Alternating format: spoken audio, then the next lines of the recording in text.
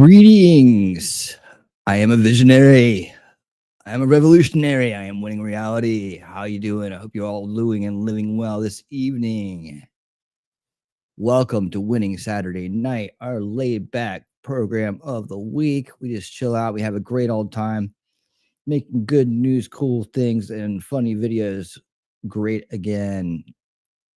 Thank you guys so much for being here. And thank you to all my YouTube members who donate on a monthly basis, subscribe, and they keep the channel rolling along. I appreciate you guys so much. Each and every one of you scrolling at the bottom of the screen. And a special thanks to Shelly Ann Wolfram, who support us over on Rumble and X. All right, off and away we go this evening. Let me say hello to the crowd. Wolfram, thank you for dropping these links. Remember to always listen to the wolf. He wipes his paws, lips in and house, and the alpha mod is here, y'all. Hi, Heidi, how you doing? Welcome to the show. Hope you're doing great out there this evening. Everybody's should be in a fantastic mood. I believe so.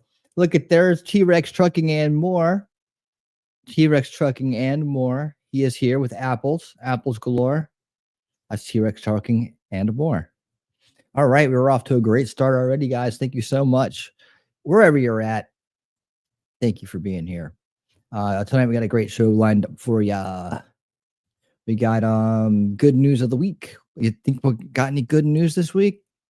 We might have a little bit of good news this week. We might have a little bit. And we also gonna have some cool things coming up later on. And the special focus on the cool things protecting our dearly beloved 47th President of the United States, Donald J. Trump. Yes, we did it. We did it. We did it. We fought hard. We endured 4 years of darkness and pain. And we overcame. We overcame. Lots of rhymes tonight. I'm promising lots of rhymes. We'll also have a new song from my band Winsu. It will be there at the end, near the end of the show. Actually, very special presentation here tonight. We got a music video we're working on, but it's kind of in the still working on phase. But I talked to the guys in the band, and they said, "Yeah, go ahead and show it." So no problems there. We'll be doing that, and lots and lots and lots of funny videos. I have some good news. Remember the 5th of November, right? It's all rhymes tonight. The more rhymes, the better. We're just celebrating. The celebration just keeps going on and on and on and on, right? It's not going to stop. It's not going to stop for quite a bit. And I'm going to tell you right now, the good news and the progress is going to be coming at us so fast. Some of the things that we've been covering will be replaced by new things we'll be covering. We're going to be watching particularly certain aspects, promises made, promises kept. That's going to be a big part of our upcoming shows. When winning 2024 at the end of the year becomes winning today.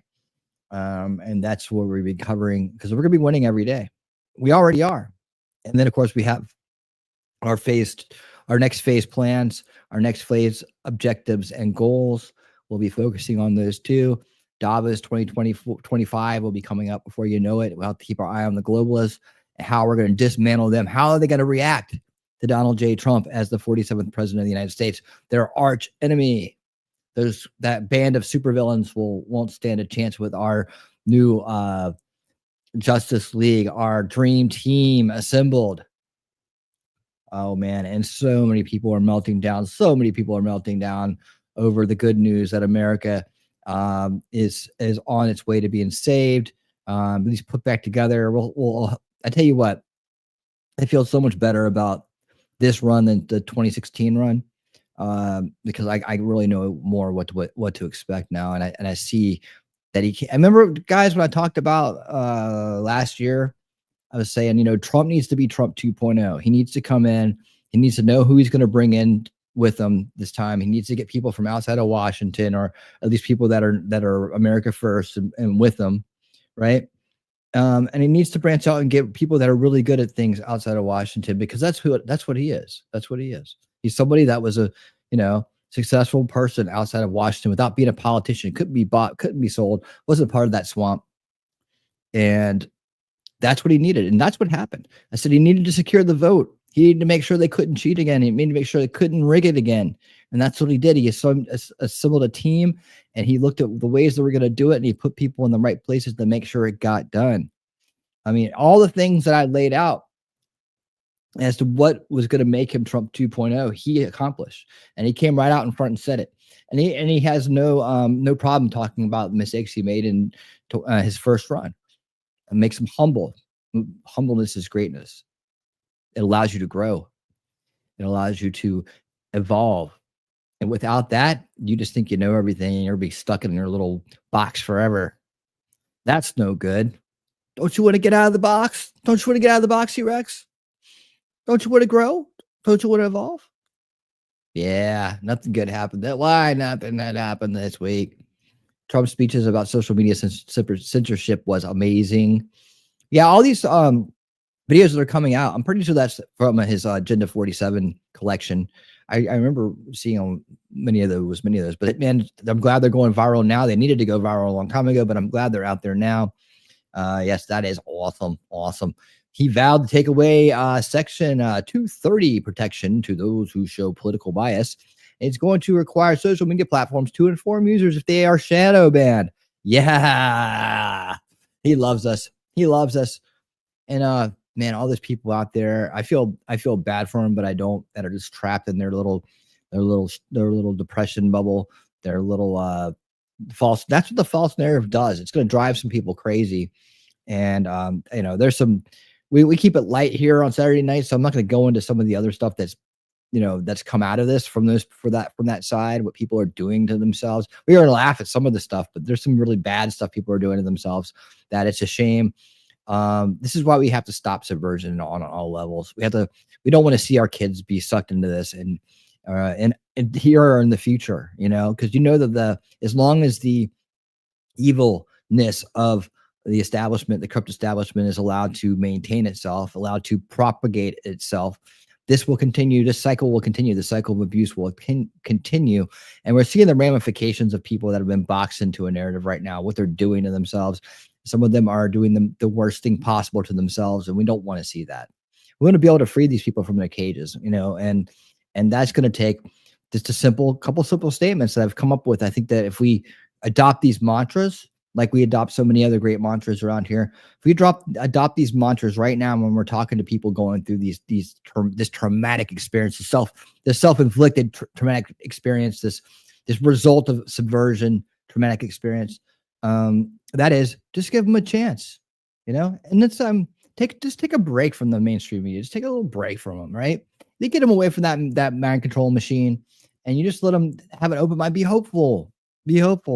Just give them a chance. Just don't listen to those people. Just give them a chance. It can't hurt. It's going to happen anyways. For your own mental health, just give them a chance. That's all you got to do. Just give them a chance. Just say that. Just say it just like I said it. I think that's going to work.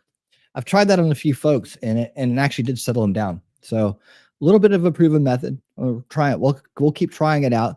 They're going to go back to the thing and say, look, just take a break from the people that are going to tell you what to think, right? Just take a break and just give them a chance. Just wait and see. You might like some of the things that come out. Maybe they're going to benefit you, So that's out there. And let's try to, we're still going to laugh at all the meltdowns, but don't believe me, I got plenty more meltdowns coming out tonight. So we're got a whole new batch of meltdowns and even more than that. But at the end of the day, we got to get these people back, and we got to get their minds right. I mean, I started this journey a long time ago to help free those minds, and I still, I have to complete what I start, right? So, I'm still gonna try to do that in some way, shape, or form. It's gotta I'm gonna let them fume and freak out for a minute, and then try to formulate a plan. But that's not as big as the other plans that we have, right? The things that we need to get done. And coming up next, really soon, actually, the good news of the week will be here. It will be here very soon. So you just hang out. I'm warming up the crowd here with my opening monologue, saying hello to everybody. Let everybody roll in like Dana 36. What's up, Dana? How you doing? I'm still afraid he'll be ousted by the returns. They still have cheating ops going on. What do you mean? What do you mean returns? Who's returning? It's over. She conceded. What kind of returns are we going to get? The American women's bastardization of the Korean The Korean and Iranian B4B movement is disgraceful. Women in Korea and Iran are actually oppressed. American women are not. Is that what's going on? Is that what they're adopting there? Nope, it's still open. T-Rex is still open. It's still open. I still check it every hour. I don't know. You see, I can't. He knows. I can't stop. I can't stop my obsessions. Yeah. Let me see. Actually, now that you said something about it, I have to go look at it. But Nevada did finally turn red. It finally turned red. Good news. Good news. Let me see. Where is it? Oh no, it didn't go away, did it? Oh, there it is. All right. I had to restart. We can take a look. I know what you want to do. I know what you're talking about. Oh yes, yes. This is very satisfying. And I don't know why I think this map has to be completed for everything to be all right, but it's because they're the most hard headed. They're the most hard headed. So here we are. Here we are, and as you can see, Nevada is now this beautiful, beautiful hue of red. But I think like a brick red, like a red brick wall, like a brick red or a garnet. I mean, garnet. Garnet's a little bit more purplish, isn't it? Um, but yeah, unfortunately, in the I should learn how to do this. Let me see. Guys, tell me if the mic quality changes at all. I'm just gonna go headset as I turn my head to look at the other screen. Like this. Okay. Did you guys notice a difference? All right. So anyways, the I noticed that sometimes when I'm talking, like I listen to recordings and stuff for making these videos I'm making, that if I can hear myself go in and out a little bit more. Stop, Shelly. All right. So, but I think if I have the headset mic on when I turn, um, that way when I'm looking at my other screen, I won't have to like talk sideways from the mic or anything like that. All right. But the one thing that's kind of weird here is that I think we were thinking Sam Brown had this wrapped up, and evidently he lost. I don't understand why. Like by like I don't know. With 95%, they're calling it for him, but I mean, what is that? Less than quick math here 21,000, less than 21,000, 20,000 votes. Sketchy, sketchy. I hope they don't let that one fly. Recount, call for a recount. Let's get some eyes on it. Let's get some of the good people in there. We don't need to summarize the map, but Arizona is still fighting, fighting, fighting. And there's some news on the Carrie Lake front I'm going to bring up later on. As we can see, Donald Trump has that comfortably, but there's still this this fight by Carrie Lake. It's within 50, a little under 50,000 right now. That keeps changing. Arizona evidently, I guess they're all counting with one hand tied behind their back. I have no idea why this is going on, but this right here is very interesting. I'm keeping my eye on that as well. So that's another reason why I have not closed this precious map. It's precious. So there you go. So that's the map. That's where we stand. What's going on here? Snafu certified stub muffin. How did we do it? How you doing, man? How you doing? How you doing? I think the New York Times stopped updating when they realized he won. I don't know. I mean, I don't know if they're just being like, we're not going to do it until all the votes are in. But Donald Trump is now up to 74.6 million votes. And now Kamala is up to 70.8. So yeah, I wonder about these close races that especially Arizona where they pulled shenanigans last time, and the neocons are there. And neocons are better shenanigan pullers. I mean, they really are. They're dirty, dirty, dirty shenanigan pullers. And you got to watch those guys. They're never trust a neocon. They're not allowed back in the party. I want them all out. Go get out. All you guys, done. I don't think we should even acknowledge them as Republicans. I think they're not, so they shouldn't be acknowledged as Republicans. So let's just go ahead and take that name away from them right now, and we'll stop referring to them as that. Do we have control? I hope we do. I hope we do. I worded that very badly. Let me get my thoughts together. Okay. Shelly. I didn't say a word. I was busy visualizing. I know. The mic is significantly lower quality than the other one. Oh, really? So this one sucks? Yeah, I know. Let me just turn it back. I need to maybe reposition my other mic. Is this better? Do you like this better, T-Rex? Is that better for you? All right. Let's see. How much of the Cali vote is still outstanding? I wonder if it could flip the popular vote. Oh my God, Jesus! I didn't realize that was still at 66% since they called it so goddamn fast. I don't. It's like half the vote. I don't know. It's already over. We already called it. It's done. Everybody stop. I mean, this whole counting after the election day. I mean, I, fuck that shit. Stop. Stop. I should have saved that curse word for later. Sorry, YouTube. But anyways, yes, just stop it, man. Stop. It's over. It's over. Dana says, Carrie Lake deserves it after all they put her through. Plus, she's good for the state of Arizona. Yeah, I know. She's been a fighter for Trump the whole way through, and there's no way that she shouldn't be doing something with the gang here. But we really need that Senate seat. We really need it. And we're going to be getting into the good news of the week here in just a minute. I just want to catch up on the chat here. Arizona claims that the reason it's taking so long is because they allowed Maine Bella to be dropped off of those have to be signature matched by hand. Okay. We have control of the Senate. The House is very close. 212 to 218 needed last I looked. Track the House. 212 to 201. Oh, mail-in ballots. Okay. Maine Bella. No, see, that's bullshit. I'm so sick of this mail-in ballot crap. We have control of the Senate. The House is I'm seeing, well, this is coming off of the freaking New York Times, New York Times website. 201 to 212. 201 to 212. But a lot of them are still like heavily leaning red. So we'll see, guys. We got to, we're going to beat this establishment one way or another. Even if they do something, we'll get them in 2 years. But I think that I'm feeling good about things going our way.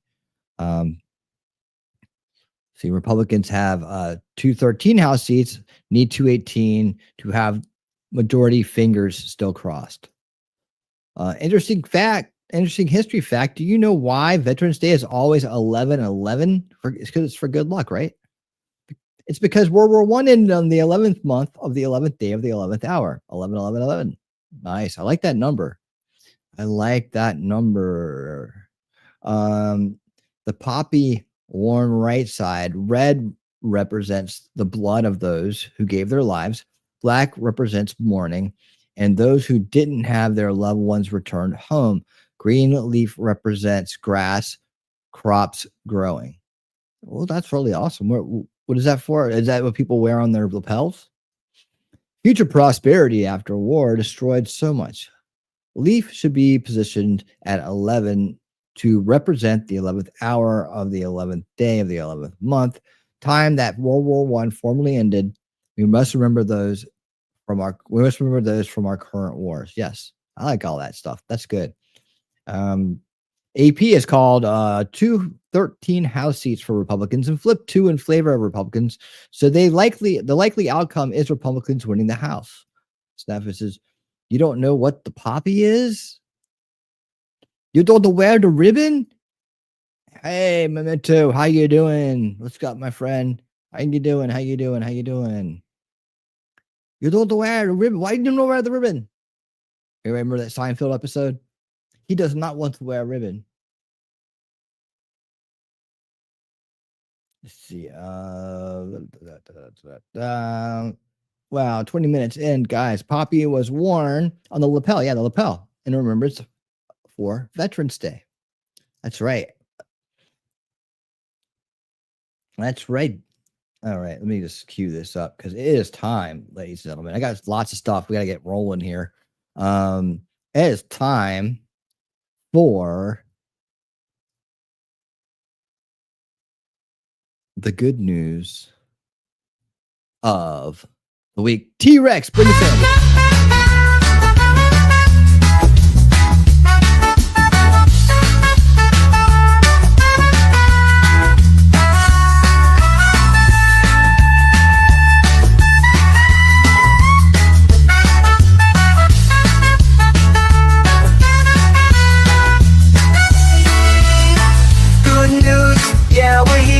Spread the word, bringing joy and love to each and every nerve. Positive vibes, that's what we're all about. Gonna lift you up when you're feeling down. Every day we're gonna make it bright. Good news coming your way. You're gonna smile no matter the day. Good news, turning it around in this crazy world. It's the good news of the week. Oh, oh, oh, oh.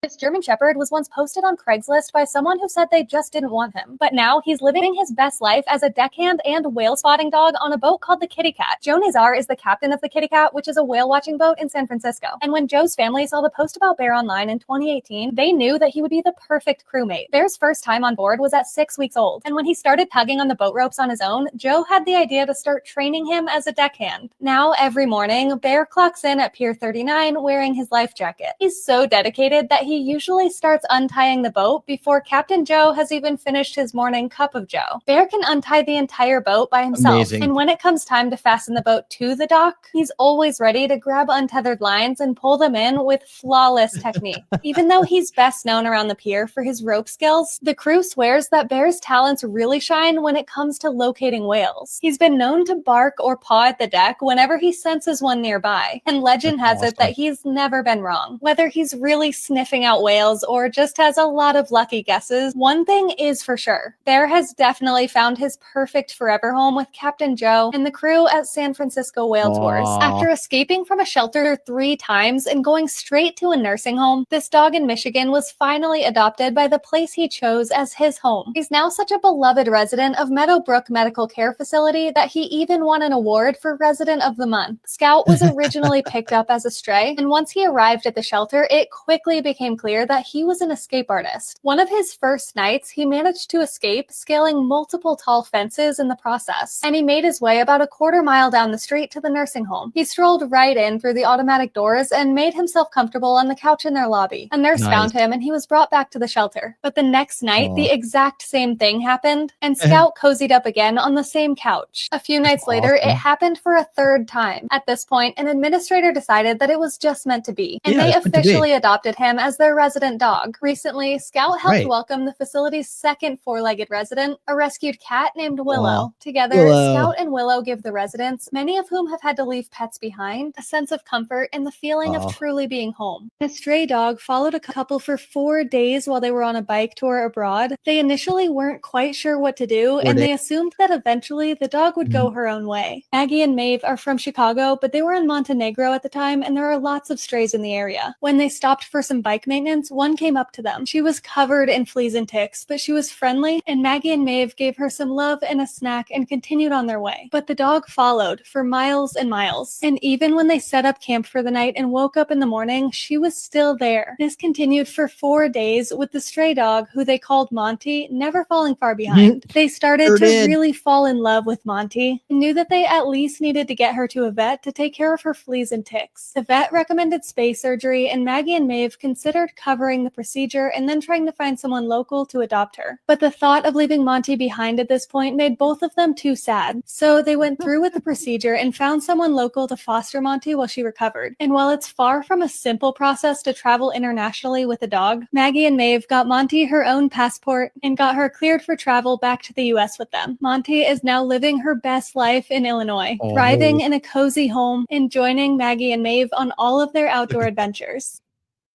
That's so awesome. That's so awesome. And this is awesome as well.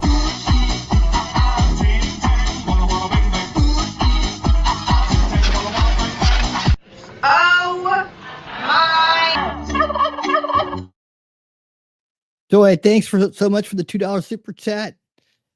Just because fun, just because. Well, you get to be the official sponsor. Until that level is broken, you get to be the official sponsor. So thank you so much for the super chat. Way to kick off the evening.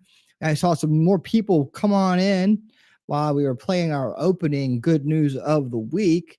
And that would be Toy, thank you. Cool Gamer.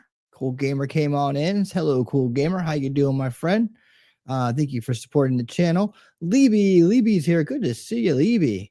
All right, we technically have 214 seats. Washington District 4 is a close race between two Republicans. Will likely get Alaska and California 22. Awesome. Good news. Good news.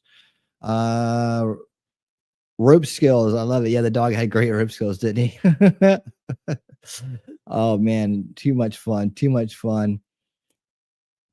I'm glad some of you guys in Illinois aren't. Count Trumpula. We got Count Trumpula here. Thank you so much for joining us this evening. Thank you for supporting the channel. Count Trumpula, welcome to the show. So good to see you. And we are off and running. Let's go to our next story. Let me see what this one's pretty good right here. We heard about this. I don't get to play Russell Brand too much. Let's bring him on up for this. Great. We're gonna be keeping it. By the way, one thing we're gonna be keeping an eye on too. I didn't mention this earlier. Was Robert F. Kennedy and Make America Healthy Again. We're gonna be following him very closely. I'm very passionate about this topic, and we finally got a champion for the cause in at the right time in the right place with the right people. And I am excited. I tell you, probably some of the most excitement I have is to see what this man is going to do. I'm really digging his stuff. I'm glad he joined the good guy team. I'm glad that he is doing what he's doing and has dedicated his life to it. I can't be more excited about Robert F. Kennedy and what he's going to get done. And hey, this is the speech that I saw live from Duluth, Georgia. I was there, and this is the one I got to see live. Out of a patriotic impulse. Holland, the Netherlands, a place of freedom, cannabis, and a red light district that seems to go on forever. Well, you can see why Bill Gates might be in trouble in a place like that. A man who takes more flights with Epstein than the most furious pursuer of both the Mile High Club and free air miles has been indicted over the vaccine in the Netherlands. Is it likely that he will experience consequences of that? What do you guys reckon? Bobby Kennedy's been talking about it. Let's see exactly why Bill Gates has been indicted over the vaccine in Netherlands, and exactly what does Bill Gates' global power amount to anyway. I was driving down here. WEF power. Turning guns. What's up? How you doing? From the New York Times. That Bill Gates had just donated $50 million to Kamala Harris's campaign. It was a dark money donation. That's very interesting, isn't it? $50 million has been donated, it says here in this video. $50 million has been donated to Kamala Harris's campaign by Bill Gates. Now, you'll notice when Elon Musk runs that crazy $1 million competition, have any of you won that yet? On X, that's reported on as election interference. So what is it when Bill Gates makes a $50 million dark money donation? Now, previously in the past, the Dems used to talk about dark money as a particularly Republican problem. This dark money, we've got to do something about this stuff. We've got to resolve these issues of dark money, meaning... That's just because they're projecting. They've been the biggest consumers of dark money.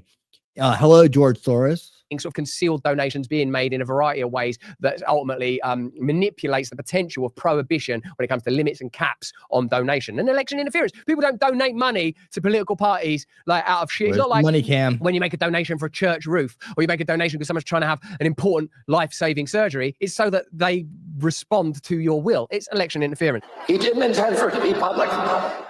He routed the donation through a 501c4. I love Bobby Kennedy. Bobby Kennedy brings receipts. He knows like the name of the form that Bill Gates' team had to fill in. You better fill in this form, otherwise it's going to look like you're making that $50 million donation for some sort of political expediency. Which was an organization that was set up to conceal large money donations to the Harris campaign. Do you think Bill Gates made that donation out of a patriotic impulse? Yes. I do believe he made it out of a patriotic impulse. And I reckon that he was never off of Jeffrey Epstein's jet because of other impulses that were similarly patriotic. That guy loves America.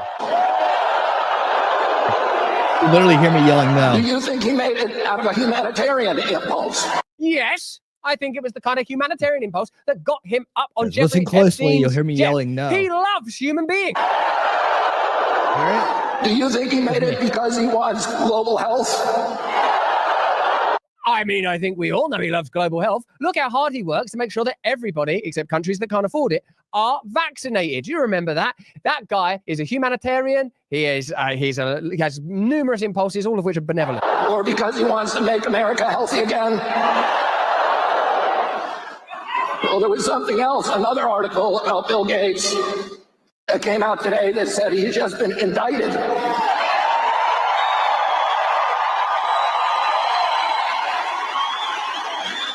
He's been indicted in the Netherlands for lying to the public about the COVID vaccine.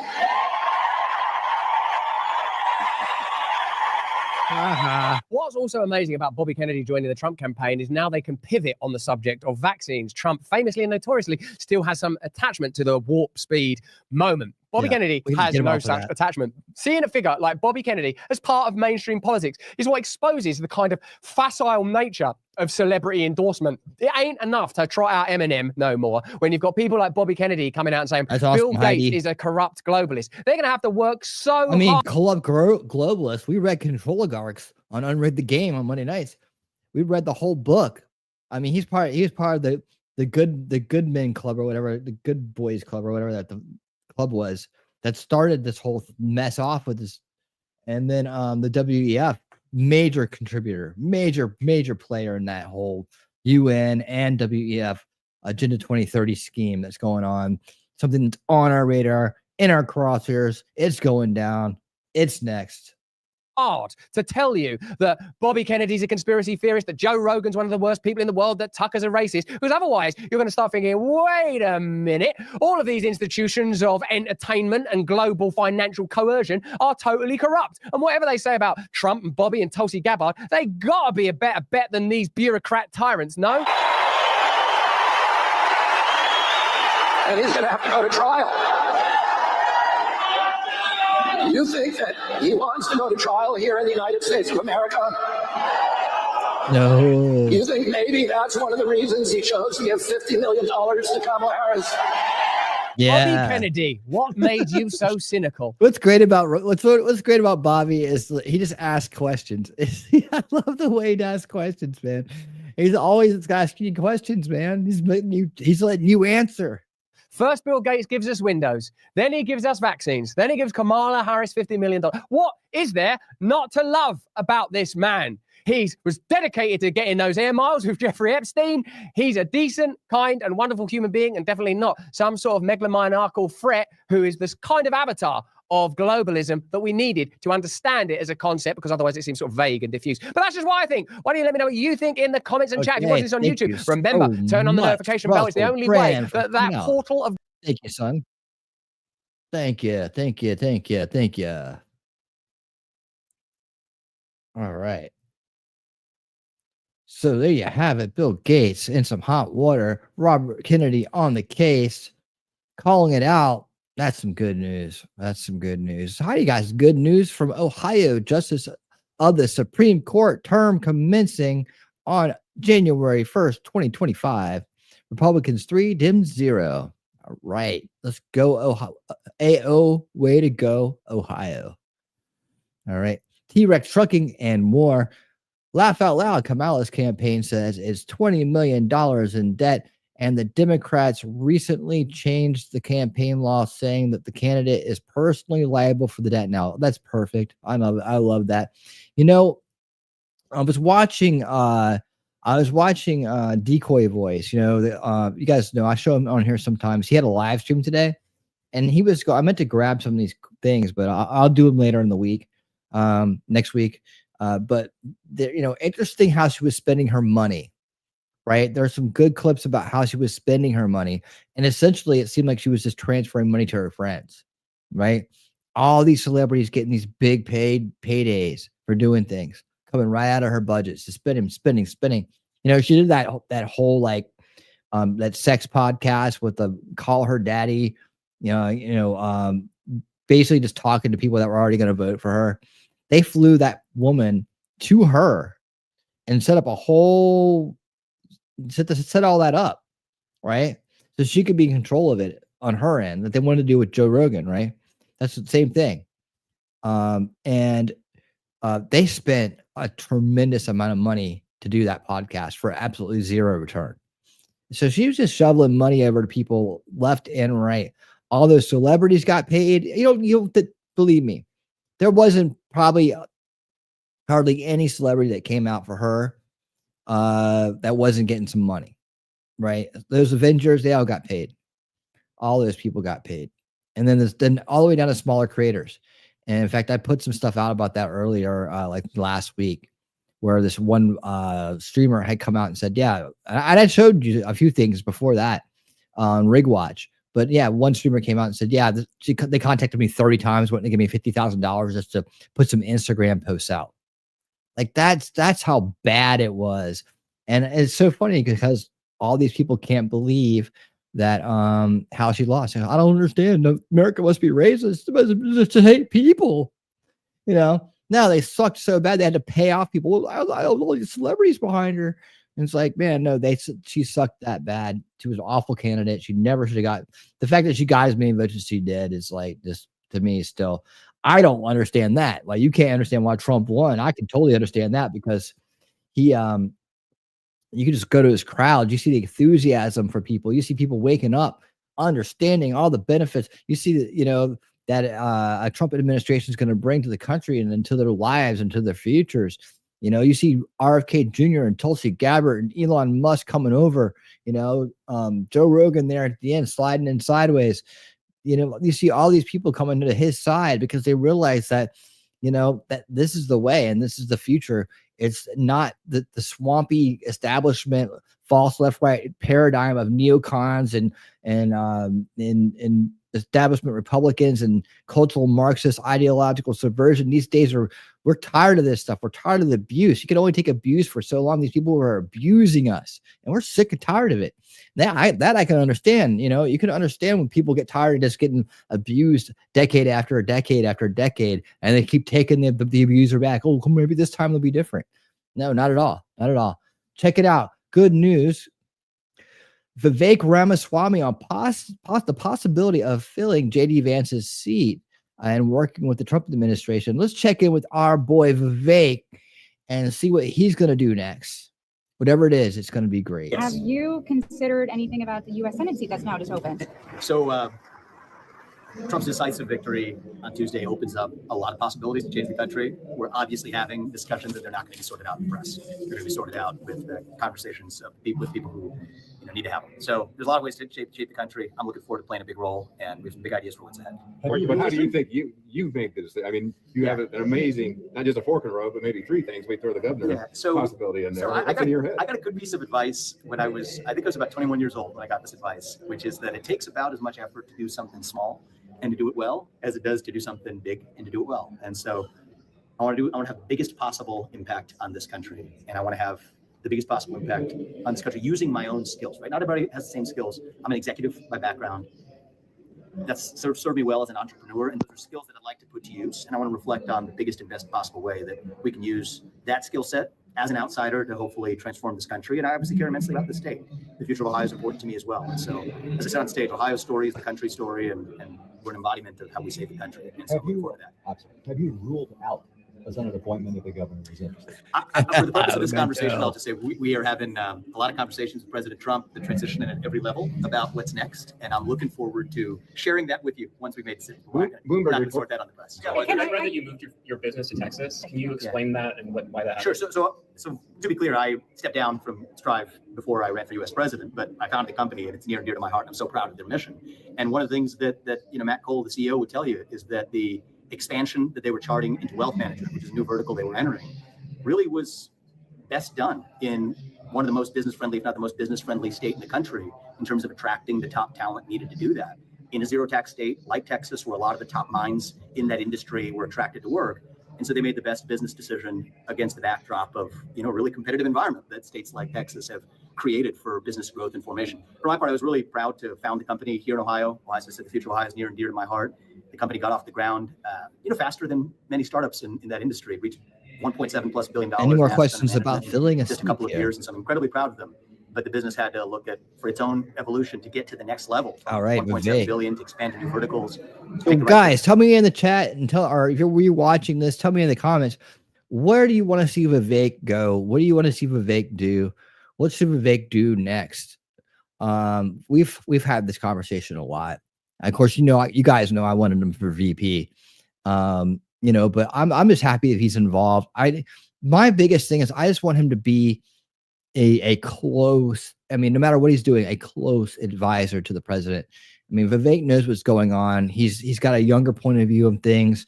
I think he understands, even though he doesn't always articulate it in public, I think he really understands the root cause issues and how to address those and how to prioritize those as well. I have a lot of trust and faith in Vivek, and I think that wherever he ends up, it's going to be a great thing. I think he can do more than one thing at a time too. Yep, he's so dang versatile. He sure is. I think that he could do more than one thing at a time too. So I think that even if he's governor of Ohio, which would be awesome, senator, I'd like to see him be a senator to get the votes. I don't know who the governor of Ohio is right now, but I'm sure he's Skibbity Sigma. But fun fact, JD Vance has a son named Vivek. How about that? Yeah, I wonder who he named him after. His friend from law school? Maybe. I think didn't Vivek introduce him to his wife? I don't know. Let's make stuff up. Let's make it up. Vivek needs to be a governor somewhere, get experience for future presidential run. Absolutely. No, I have no doubt. I'm not going to put some weird or identity politics kind of bullshit spin on it, but I have no doubt that Vivek was going to be a president one day. I really think he will be. I have a lot of confidence in that, and that it'll be record breaking. By the way, speaking of records and speaking of JD Vance, fun fact, JD Vance is the first Marine to serve as the vice president. So we should celebrate this and tell everybody about it, because whenever somebody does things for the first time, you got to make a really big deal out of it. So he was the first Marine to be vice president.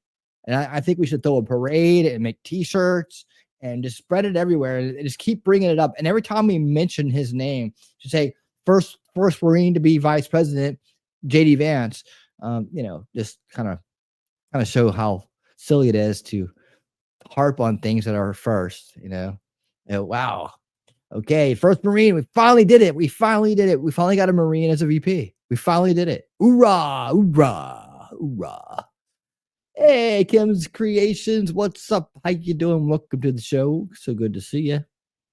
Happy that you're here to join us this evening. We got lots of good stuff in store still to go. You've only missed a couple of things, but we got lots of good stuff to go.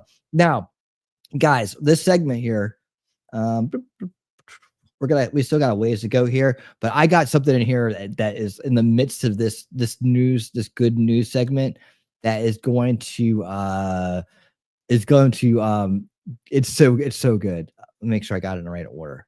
I have to set it up just right. There's something going on with this Project 2025 thing, man. It's coming back, and I got back-to-backs on that. So we got to get moving here, because that's going to be a big chunk of what's coming up. Plus, we're going to have a stop in from Gary Franchi, at least news-wise, on the deep state secrets that are being leaked out. Massive list of deep state secrets Trump is about to declassify. Just got leaked today. We're going to talk about that, and I'm probably going to skip the one about Pac-Man and all these guys crying. And they're super. I don't think we might just see 45. Yeah, we got to get cooking here. All right, so there we go. On with that. I did want to cover this briefly. Let me get it set up. You guys know this. Well, it's good news, but I could also say, well, I don't know. It's going around right now. Let's go ahead and call it good news and talk about it right now. All right. And if we go a little bit longer tonight, we go a little bit longer. There's just so much to talk about. And I hope you guys will stick around for the ride, because we got a lot of good news coming up. We got a lot of good news. All right, here we go. Woke FEMA supervisor removed for demanding employees refuse to help Trump supporters. Yes, that's right. Anybody that had a Trump supporting signage or flag in their yard or anything like that, this one person took it upon themselves to decide to not help those people in need. And the good news is Governor DeSantis has called it out, and FEMA has taken action against that rogue employee. Let's check it out. Florida Governor Ron DeSantis is calling for an investigation into FEMA after alleged FEMA volunteers told the publication The Daily Wire they were instructed by the agency to skip Trump supporters' homes when surveying damage in Highlands County after Hurricane Milton. According to internal text messages reviewed by the publication, workers in Lake Placid avoided around 20 homes, quote, advertising Trump. Governor DeSantis took to X, saying the Florida Division of Emergency Management would be investigating the incident, and the House Committee of Homeland Security also said it would be investigating. Breaking tonight, Republican lawmakers now confirming a report that says after Hurricane Milton, a FEMA supervisor told disaster relief workers in Florida to avoid homes with Trump signs in their yards. FEMA says it believes the incident is isolated, and the supervisor who gave the anti-Trump order is no longer in that role.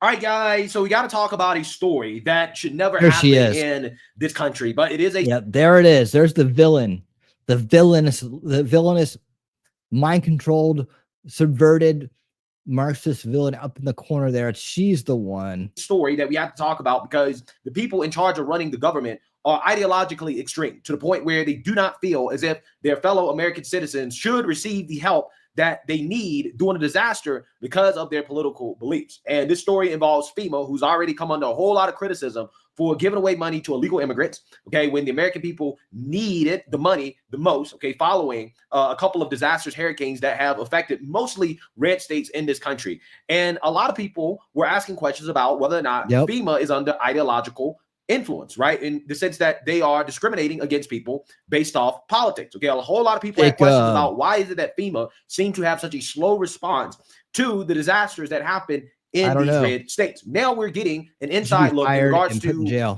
why FEMA seems to be politically driven or ideologically motivated when it comes to their disaster relief, because they are, right? You have the bureaucrats inside of this agency directing aides, the workers on the ground, to refuse to help Trump supporters who were affected. Well, you know, if it's not an isolated incident, this will set off a investigation and ferret out all of these very heartless, disturbed, mentally ill people that are in our very important FEMA department. So let's hope that that's the case. These disasters that have plagued the country over the past couple of months. Okay. And the individual who made this directive has now been identified as Miss Mari Washington. Okay. As you can see here, Mari Washington. Here is an alleged picture of her. Okay. Should be no surprises in regards to what an individual who would make this type of directive would look like. There's also text messages that have been leaked showing that, hey, some of the best practices here is to avoid homes advertising Trump. Look at that. I mean, dude, in text, in print. Look at that. Not one goes anywhere alone. Not one. That means no one goes anywhere alone. Not one. Good Lord. Avoid homes advertising Trump. Practice de-escalation and preventative measures. Communicate and follow the rules. Don't forget to bring a towel. Don't forget to bring a towel. Or don't forget tally. All right. Frequent breaks and drink water. Avoid high salt diets and coffee. Coconut water is a fast way to replenish. Did she get asked like Chat GPT to print this out for her? And then she's added in, okay, yeah, and avoid Chat GPT. Give me a list of things to tell volunteers to do when they're out there working on a hurricane relief disaster, and be sure to include warnings against Trump supporters. Right. There you go. Okay, so don't help out Trump supporters. Now, this was a story that was broke by the Daily Wire, okay, and they did a good job of covering it. Lawsuit? And now this woke supervisor has been removed from her role following this getting exposed to the public. Take a look. Another issue that highlighted the incompetency of Joe Biden was hurricane relief and FEMA's reaction, right? Yeah. And Joe Biden was in charge, but Kamala Harris was running, and there was there was an avoidance of wanting to talk about how significant the impact is on so many communities based on two hurricanes. Now, according to the Daily Wire, this is a staggering story. FEMA officials, so which should be helping everybody, directed hurricane relief workers in Florida to avoid certain homes that had Trump signs in their lawn. Okay, here's the report according to the Daily Wire. A FEMA supervisor told workers in a message to avoid homes advertising Trump. as they canvass Lake Placid, Florida to identify residents who could qualify for federal aid.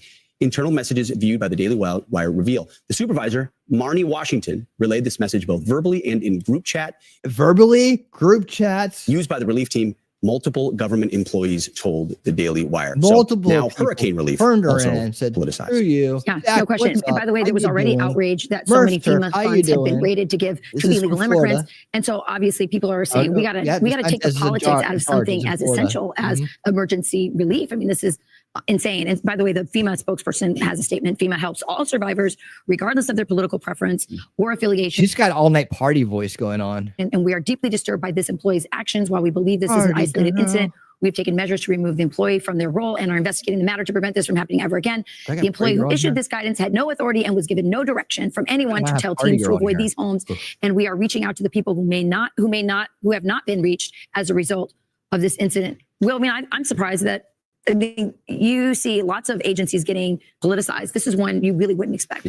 Well, it's not just, to me, it's my focus is less on FEMA and more, I would imagine this is the case in every government agency. And what it does is show the depth of the cancer inside of our government, and that you have to root out politicization at the highest levels, for example, the DOJ, but you have to also understand there's a bureaucracy under every one of these state departments where you have, foot soldiers who behave in the same manner as Merrick Garland. And in order to really reform the bureaucracy, old foot soldiers. I actually think you are going to need like Elon Musk walking through the lobbies of Washington, D.C. with a stick in his hands. He's going to have to sit there with the Department of Government Efficiency and cut it down to the size you could drown it in a bathtub. Otherwise, nice. This is I where like we that are now. terminology. Yeah, so you've seen that, you heard that. Now, FEMA claims that All right. So they were what is FEMA claim? horrified by these revelations. However, I don't believe they were horrified about Why are they pulling ink on that guy's head?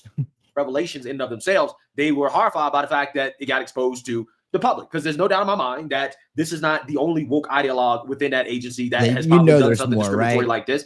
Again, this is the one that got caught, right? But again, this is a really, really, really bad story because it actually affected. That's right, Kim. Okay, people did not receive the help that they needed because of this woke supervisor directing FEMA agents not to help them. Okay, FEMA agents were ordered not to help houses with Trump signs in Highlands County, a deep red area located in South Central Florida. That was all right. So I think it's kind of just going over the same thing over and over again. Thank you so much for that, Greg. You rock. I love Greg Foreman and what he's doing with a Black conservative perspective. One of my favorite creators out there. We may be hearing a little bit more from him in a little bit, but before we get going here, we got some business to take care of.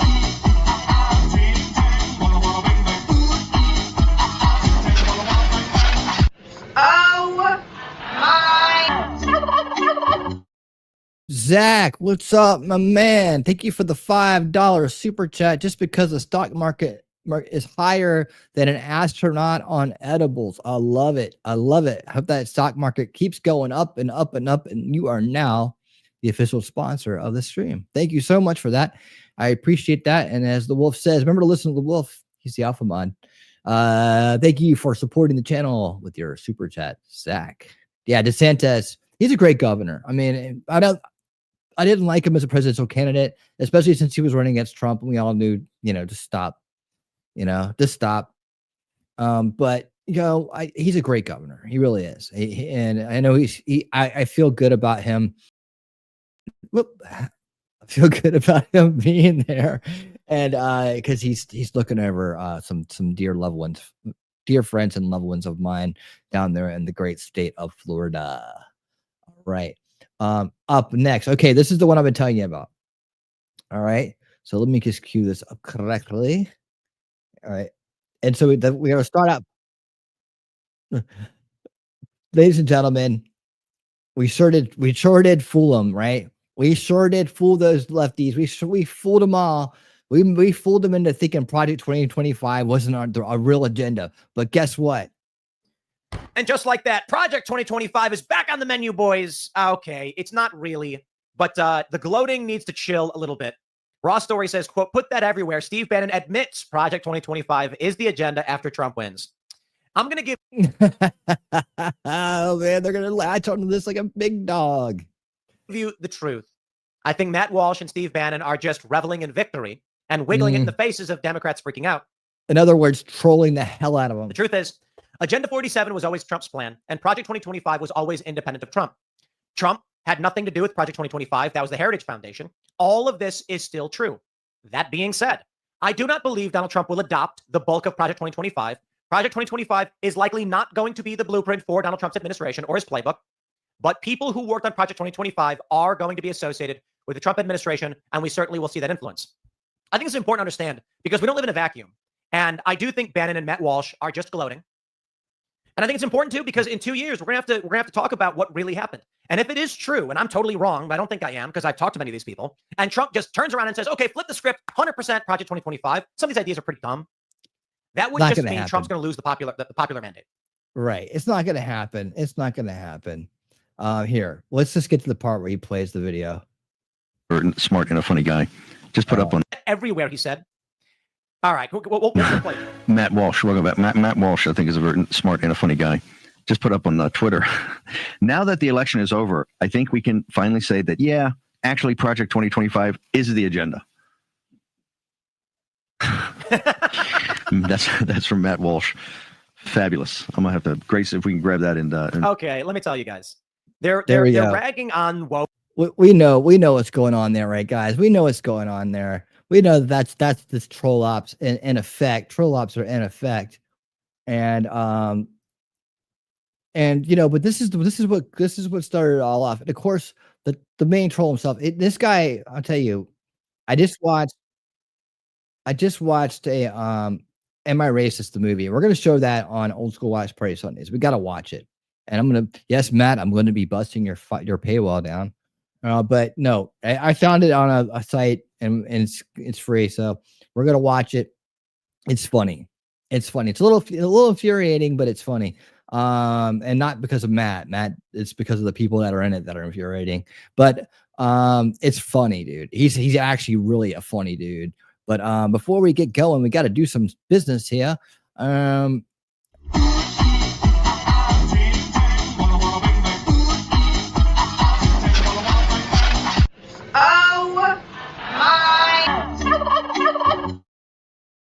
Why didn't that pop up? There you go. Count Trumpula, big money trout. Thank you for the $20 super chat, my friend, for the boobs. All right, you got it. You ask and you shall receive. Thank you so much for that. I really do appreciate your contribution and your support of the channel. Let's do it. Thank you so much. Thank you so much. It's funny. I thought I could just click on that. And there we go. All right. Thank you so much again. All right. Yeah, here we go. Project 2025 is the agenda. Q told me. Leave me. Oh, that's awesome. That's awesome. Winning. Hey, 357. How you doing? Good to see you. Good to see you. Thanks for coming to the show. We're having a great time here, enjoying the good news of the week. And we're just getting ready to get to some of the funniest good news of the week. A good old troll op job by Matt Walsh. Let him explain it. Controversy swirling around me recently. And I know that may be surprising. I'm not the sort of person who normally invites controversy. I don't like controversy. I tend to shy away from it. As you know, I'm the kind of guy who prefers to get along with people. Matt Kumbaya Walsh is what they've always called me. Friendly, wholesome figure. The new Mr. Rogers. That's the other thing they've always called me. So the outrage directed at me over the past few days has shocked me, just as much as I'm sure it shocks you. It all began the morning after the election. And in my usual thoughtful way, I was trying to think of something to say, a public statement to make that might help calm everybody's nerves and reassure our Democrat friends that everything's going to be okay. So this is what I came up with. I tweeted this, quote, now that the election is over, I think we can finally say that, yeah, actually, Project 2025 is the agenda. LOL. This is how it started, guys. Now, for some reason, this post seems to have upset a lot of people. And I have no idea why, because I said LOL after all. I didn't mean it like a nasty LOL. This wasn't an evil, wicked witch type laugh. It was like a warm, hearty chuckle. I would have actually written WHC for warm, hearty chuckle, but I wasn't sure if anyone would be familiar with that acronym, so I went with LOL.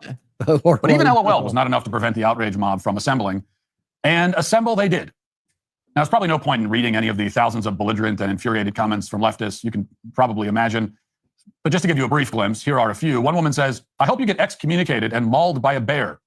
Another says, castration for all of them. It was actually a recurring theme. Another comment says, you're a retard and I hope you're castrated.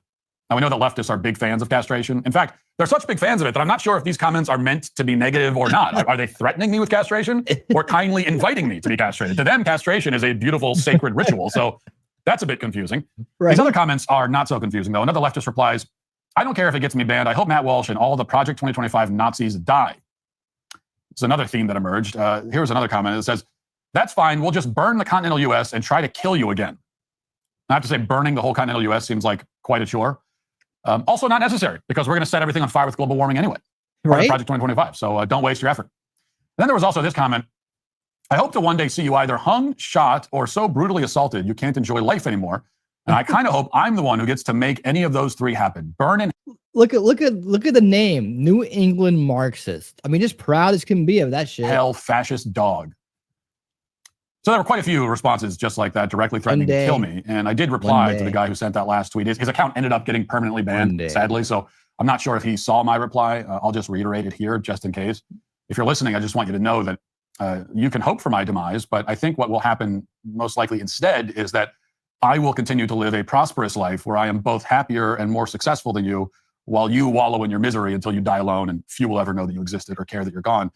That's what's likely to happen. That's the most likely scenario. Laddie, is that I get How to keep living doing? my amazing life while you Good are to stuck see you. Thank you in for your that awful and miserable one. But we'll see what happens. I love your avatar. The tweet also caused a stir over on TikTok, and the TikTokers are not happy. I'm sorry to report. And so here's just one example.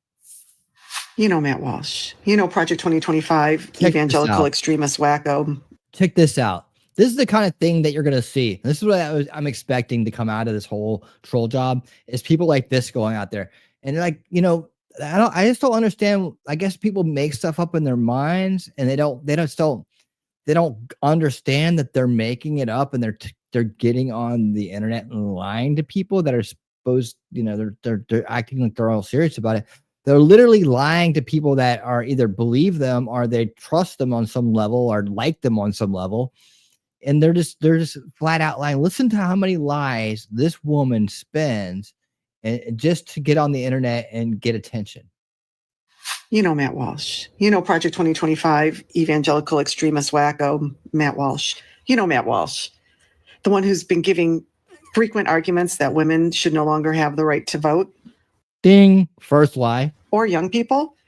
Ding, second lie. That just the man in the household should have the right to vote. Ding, third lie. That Matt Walsh. The Matt Walsh that was all about Project 2025. Ding, fourth lie. Why it's so important, why it's such a good thing, why it's so important. Well, anyway, he just posted on X. And here's what he said. Now that the this woman is so self-assured, it's like infuriating, and that election is over, I think we can finally say that, yeah, actually, Project 2025 is the agenda. LOL. We were trying to tell you all. See what I'm saying? See what I'm saying? Do you see what I'm saying? Oh man. So like, this is the part where she farts into her hand and just smells it and goes, "I was so right." No, but dude, like, doesn't even check into it. Doesn't even try to figure it out. If that makes up 4 lies to support her false narrative, she is now going to spew across the internet to her to more mind control victims like herself. Trump is lying. Yes, that's right. I am an evangelical who thinks. So I'm fully expecting to go places and see things and see people just like her saying the exact same thing. So I'm going to go on a mission to find some clips like that out there. If I find them, I find them. But I'm, you know it's going to happen, right? You know it's going to happen. I love all people. Yes, we love all people, don't we? I love it. Right, Heidi? I know. Right, Murph? Yes, uninformed and self-righteous. Self-righteous. Only men should vote. I frequently made the argument that only men should vote, according to this person. You heard it from her first. It's breaking news to everyone, including me. And there are many videos on TikTok just like that one, but my one-sentence tweet was not just a source of outrage on Twitter and TikTok. The mainstream media also joined in the fun. In fact, multiple major outlets wrote entire news articles about the tweet. Here are a few headlines. Rolling Stone says, Republicans celebrate by admitting they can't wait for Project 2025. Axios has this headline, Trump's MAGA allies gloat, Project 2025 is the agenda. Daily Mail, MAGA stars gloat that they can finally admit Project 2025 is the agenda as Bannon names first targets. MSNBC, in the wake of Trump's win, Project 2025 becomes newly relevant. Newsweek, MAGA says Project 2025 is the agenda. Et cetera and so forth, you get the idea. So in summary, there's been the whole lot of confusion and anger and hysteria that seems to have been caused by my tweet about Project 2025. The good news I never is, intended for any of that to happen. In fact, I'm sorry that it did happen. I'm a little embarrassed by it. So let me clarify a few things. The media and the left are all reacting to my statements as if I'm actually going to be in the upcoming Trump administration. They're treating me like an actual official in the next White House, because it would be a really strange thing if I'm just some podcaster talking and they make whole headlines about it. That's really weird. And so it's almost as if they're treating me like I'm some sort of government official. And they're right. I can announce today that I will be in the Trump cabinet. And I know the news media is watching this right now. Feel free to report this news. I'm going to be in Trump's cabinet. I have been offered. Breaking news. Matt Walsh will be in Trump's cabinet. Let's find out what jobs he will be doing working for Trump and helping to usher in Project 2025. The position of Secretary of State. Oh, as well as perfect. Secretary of Defense. Nice. And HHS Secretary. Perfect. And Secretary of Agriculture, of course. And of course, the position of Attorney General. Yes. Trump said he called me up and said I could have any of those positions I like. That's right. And I said, you know what, sir? I'll take them all. Yeah. I want all of them. You should. And he agreed, because it makes his job a lot easier. Now he doesn't have, that's like 5 jobs off the table, because I'll just do them all. And I do have, I think, the right experience for all those jobs. I've watched over 40 episodes of Law and Order. More than 40. That's too. Which is like more. a couple of whole seasons worth, enough.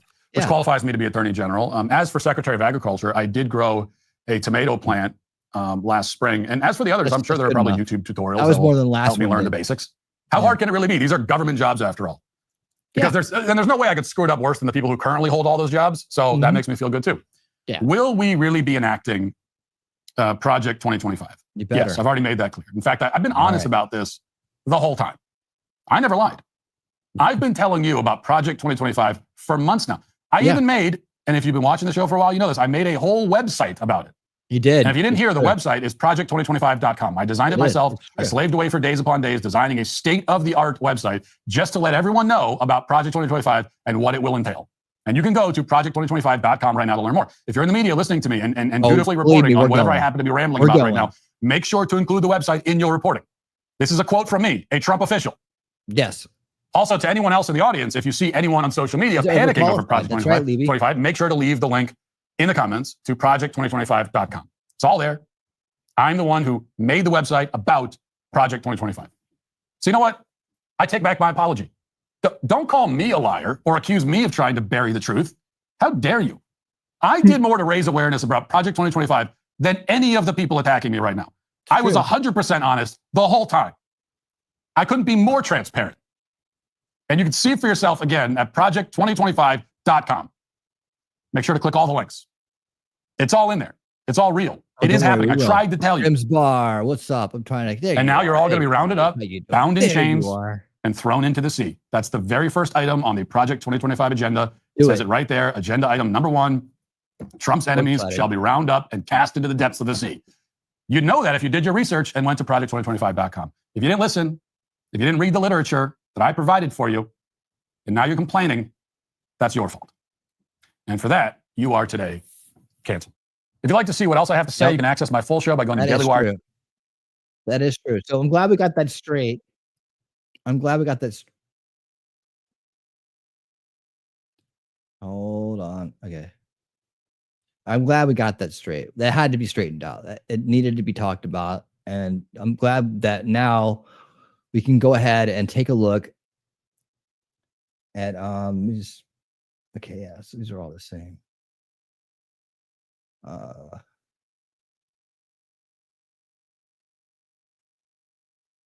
right. All right. Yeah, let's go ahead and take a look at this. This is important stuff. All right, guys, check this out. We really need to take a look at this right here. He's not kidding. He did put together a site promoting Project 2025. It's right here. As you can see, it's his website, and it's promoting Project 2025. And if you can get some audio wave files, we got all these links here that go to different places. Let's just click on this one, see what happens. Oh, well, we all know what that is, don't we? Let's see. This is something. Oh yeah, there's this. Yeah, that's an important part of Project 2025 is right there. Yeah, so if you guys can check this out yourself, it's a very informative website. You should go here. Let's see, just one more. What does this do? What's the lemon for? Oh yeah, there's Don Lemon. Don Lemon's also promoting it. You can see right there, he's promoting it. And he found this card where Matt Walsh has been out there promoting Project 2025. And yeah, so he's on top of it because he's a cracked star reporter. And yeah, so there you have it. There you have it. Yeah, feel free to go ahead and put that out in the chat for people if you guys want to. Make sure that everybody gets a chance to see it. It's very important that we get this Matt's Agenda 2025 passed and onward and upward as we go. As we go. What do you guys think of that? Let's check in with our very, very good friend and old school Gary Franchi from the Next News Network. What's up? What's up? All right, real quick. Let me just check this out. See, oh no, they're bringing back the dancing baby. Yeah, that's old. That's that, you know, right? The dancing baby was creepy. It was. Levy has been known to post a Rick roller too. I better not get a copyright claim for that. All right. Yep, he made a website. Yeah, make sure. Wolfram, can you put that website out there for everybody in case they need it? Just in case. You never know. You never know. All right, let's bring in Gary Franchi for this great breaking news. A massive list of deep state secrets Trump is about to declassify just got leaked. Let's check it out. Let's go. Tonight, we're witnessing what can only be described as a complete meltdown of the legal establishment built to target Donald Trump. Jack Smith reportedly stepping down before Trump takes office. The New York case, Judge Merchan is suddenly reconsidering everything. But here's the real bombshell. Kash Patel just announced massive declassifications are coming from the Epstein list to the Diddy Kash files. Patel. Meanwhile, New York Attorney Kash General Patel's Letitia James awesome. claims that she has a contingency plan, but her nervous press conference tells a very different story. The house of cards is collapsing, patriots. It's called Leave the And Country. just as the legal walls against Trump are crumbling, aging doesn't have to be your verdict. Right. Like these collapsing cases I against do Trump, the signs recommend. of aging can be. I do recommend BioTrust. It was multi-collagen. This stuff's really good. You can get it in chocolate and vanilla and plain. They will give you a good deal on some extra bags of it. It is kind of expensive, and it is very proportionally accurate. So you'll go through exactly 30 scoops in exactly 30 days if you put it in your coffee. So it's good to get a couple more bags. I'm looking into maybe becoming an affiliate. I think that's what he's doing here. So I may become an affiliate because I do like this product. I think it's pretty good. It is a little pricey, but maybe if I become an affiliate, I can pass down the savings to you. You never know. You never know. I don't think I'm big enough to be advertising anything yet, but I don't know. That's one of those things I think you can actually do when you're a small creator is join up with BioTrust. And since I've been using it for a few years, I don't know why I wouldn't put it out there and say, hey, you should try this. All right, let's check it out. Oh, this is we all saw this one, right? This is great news right here. Ron Paul came out and did the big elbow drop on the Fed chair 4 hours ago. She says, what you're about to see, this has backfired. More people realize the Federal Reserve is not federal at all. It is a private bank that has been devaluing our dollar for decades.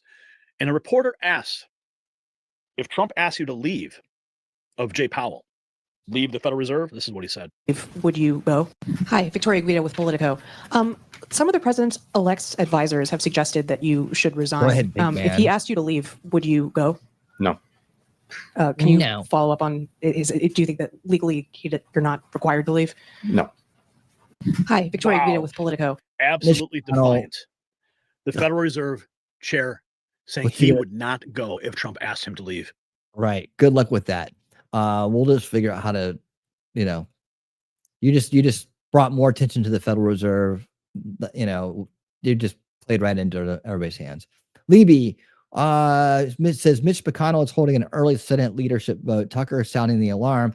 What do you think he's going to try to do? What are your takes, Libby? Let me know in the chat, and I'll pull it up and we'll talk about it. First, I'm hearing about it, but Mitch McConnell, God, I can't wait till that mummy is gone You know, you guys might not have heard this good news. Let me just put this aside for 1 second. Mitt Romney is no longer in the Senate. His seat has been filled. He is retired. He's gone. So no more Mitt Romney, and no more looking at that neocon rhino, slimy, sleazy, fake Republican con man who conned and ripped off Ron Paul out of his nomination. No more looking at that scumbag. He is out and he is gone. He's away. He's never coming back. And things just keep getting better and better and better. Oh man, he should be the first one to go. And they should put Ron Paul at the head. That's what I think they should do. Put Ron Paul in We're charge. learning this. Jack Smith is to step down prior to Trump assuming office. Oh, Jack Smith, the party's over, buddy. Office. Well, we have some news about special counsel Jack Smith, this man right here. Donald Trump said recently that he would fire Jack Smith, quote, within 2 seconds of taking office. Well, we found out that he may not have that opportunity. The reason is that the Department of Justice, where Jack Smith works, cannot prosecute a sitting president. Fox News is told that Jack Smith will be gone from his post as special counsel, meaning the cases will be gone before Trump takes the oath of office. At Jacob has noon it. On January 20th. This is the documents case, though that was dropped already by Judge Eileen Cannon back over the summer, and it's on appeal, but also this case for Trump's alleged efforts to try to overturn the 2020 election. So given the fact DOJ policy says you cannot prosecute a sitting president, expect Jack Smith cases to be done. The last case, and I'll end on this, is that Atlanta case that deals with the 2020 elections. That's a local Georgia case. We've seen over the last year how that has played out with Fonnie Willis, Nathan Wade. That has many problems, many different delays. So the bottom line for my story to all of you right now, Donald Trump's legal problems have essentially all gone away since he left. Bye-bye. Bye-bye. All right, back to what Lee was talking about. He's holding a secret ballot vote between 3 candidates, 2 rhinos and 1 good choice, Rick Scott. What is this secret ballot vote? Like what for what? Who's going to be in leadership? 2 rhinos. The rhinos got to go. We need where's the dream team? Let's get in there. Let's just cut this shit out. We're not playing around with rhinos anymore. Game over, guys. Get out. We can just say it. We don't have to hide it. We don't have to be nice about it. We don't have to be politically correct and polite. Just get the F out. You're not welcome here anymore. Goodbye. Only based MAGA America First, Make America Great Republicans are allowed. Only constitutionally based America People First, high moral standard Republicans allowed. All you rhinos, go back to the left where you belong.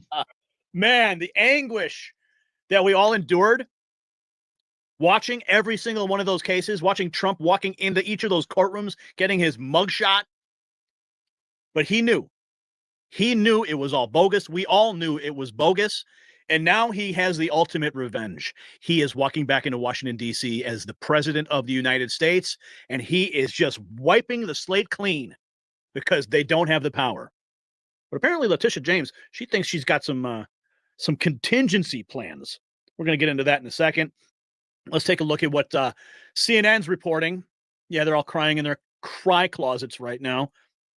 I'm told that his legal team is going to try to make sure that sentencing never happens. As we know, their usual strategy is always to just... This is about New York Judge Juan Merchan considering tossing the case. Sorry. I'm told that his legal team is going to try to make sure that sentencing never happens. As we know, their usual strategy is always to just try to get things delayed. But here they're going to argue to the judge that the sentencing should never happen because now that Trump is president-elect, they will say that he is entitled to the same constitutional protections as a sitting president and should be protected from state actors, and in this case, state prosecutors.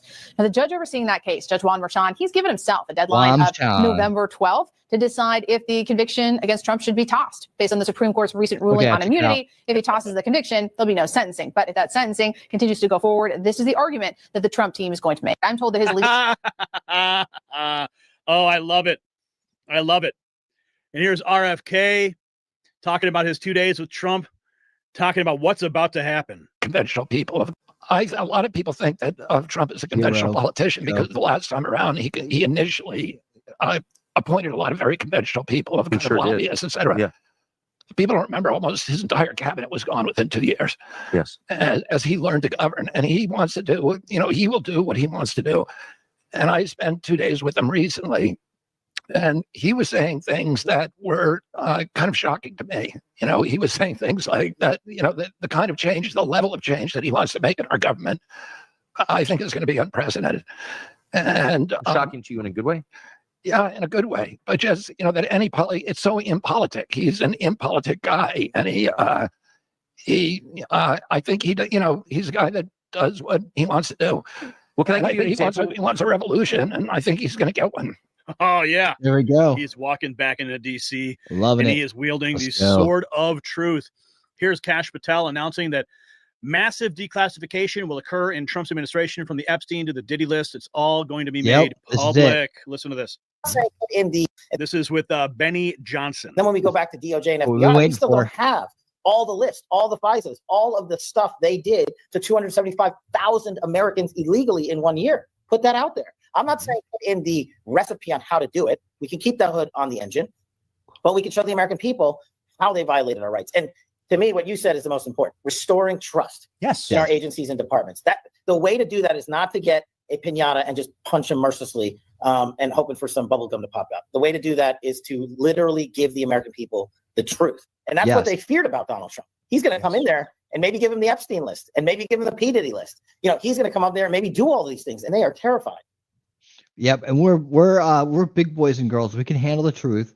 All this, you know, I understand if it's something that's really we don't want our enemies to know about, but if it's just us here, people paying for everything, we deserve transparency on the highest levels.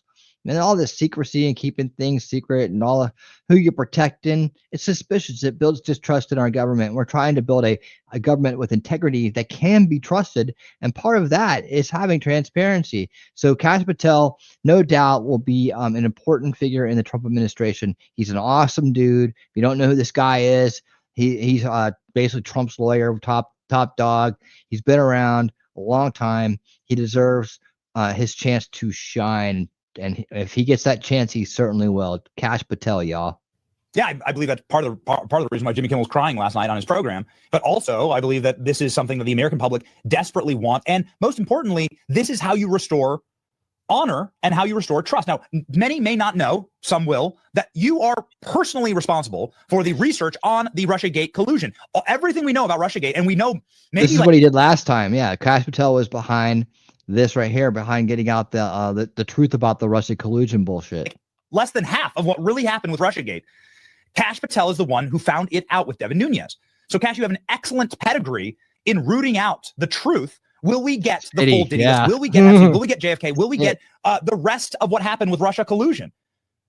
That's what I want. That's what I want as me as an American citizen. That's what I want in terms of achieving that restoration of respect for government in DC that's been gone for like 50, 60 years, right? I had said on the campaign trail when I was on the Team Trump bus tour or surrogate somewhere, I said, America has a chance to retire the dynastic families that have rained down corruption in Washington, DC on November 5th. You could have retired the Bushes, the Cheneys, the Clintons, and the Obamas. And you know what, Benny? For the first time I get to say, they did. And part of that mandate that they delivered to Donald Trump is simply they want the truth. Yes. And I don't know why it has been, well, I do know why, but I believe and hope President Trump is going to go in there and just be a vehicle, a conveyor belt for the truth and just put it out nonstop. Yes. Agriculture department, education, labor, all of it, everywhere. And Congress is going to play such a critical role in these oversight investigations. Just think of what you can accomplish if you have a director or a secretary who actually works with a Republican chairman or chairwoman on oversight. It's incredible, not just for corruption revelation purposes, but to see how we actually budget and stop lighting your money on fire. And then when we go back to DOJ. Oh, wow. So can you imagine that list dropping? Oh, yeah. Yeah, that'd be awesome. And yeah, the Fed chair is refusing to step down. We got a message that just came in from Suzanne. And she says here that... Where did you send him, Suzanne? Only Congress can fire Powell, the head of the Fed. However, President Trump can make a deal with Powell to leave. So maybe he'll make him a deal he can't refuse, right? So Trump's lawyer now saying Mike Davis is warning New York Attorney General Letitia James that if she continues with lawfare against the president-elect, we will put your fat ass in prison. Yes. Trump's Department of Defense Chief Staff Kash Patel calls to declassify the Epstein and Diddy lists.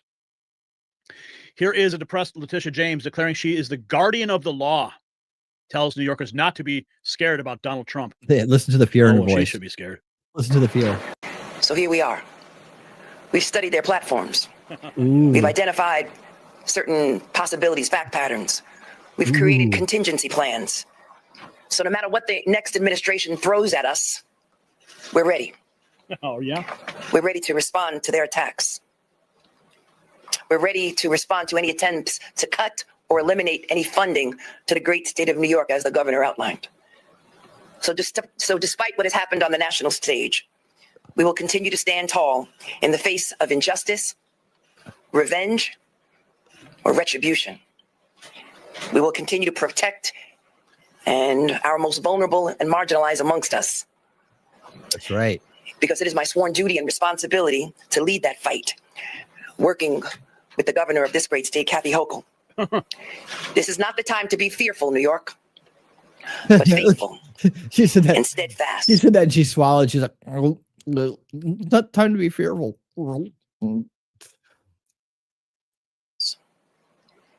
Knowing that I, as the Attorney General, along with my entire team, we are guardians of the law. And we are prepared, my friends, to fight back. Bizarro world. Honey. Good luck with that. In Bizarro world. Yeah, listen to this. James, the New York. Let me just say this is to Big Fish James, the New York Attorney General. I dare you. I dare you to try to continue your lawfare against President Trump in his second term. Because listen here, sweetheart, we're not messing around this time, and we will put your fat ass in prison for conspiracy against rights. And I promise you that. So think long and hard before you want to violate President Trump's constitutional rights or any other American's constitutional rights. It's not going to happen again. We've been warning people on the show, Mike. This isn't the same Trump administration. Stop messing around. Don't rig elections. Don't illegally vote. Don't try the funny business, because we know the team this time and they are not effing around. That's right. They certainly are not. They are not. They are not at all. All right. Thank you, Gary. Thank you so much. Thank you so much. All right. So there you have it, man. Big good news coming out left and right.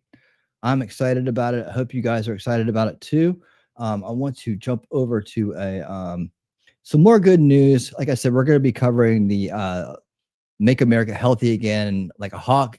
And I just want you guys to hear from the man who's going to be leading the charge, what he's going to be doing. So here we go. Hi, this is Robert F. Kennedy Jr., and I'm here outside of the United States Department of Agriculture to tell you about a win-win policy that I'll be pushing in the Trump administration. It's a win for farmers, for consumers, and for the environment. And the purpose is to make America healthy again. America's current ag policy is destroying America's health on every level. It's destroying the economic health of farmers by forcing them to get big or get out. Big corporate farms do just fine, while the small and medium family operators are squeezed to the point of collapse.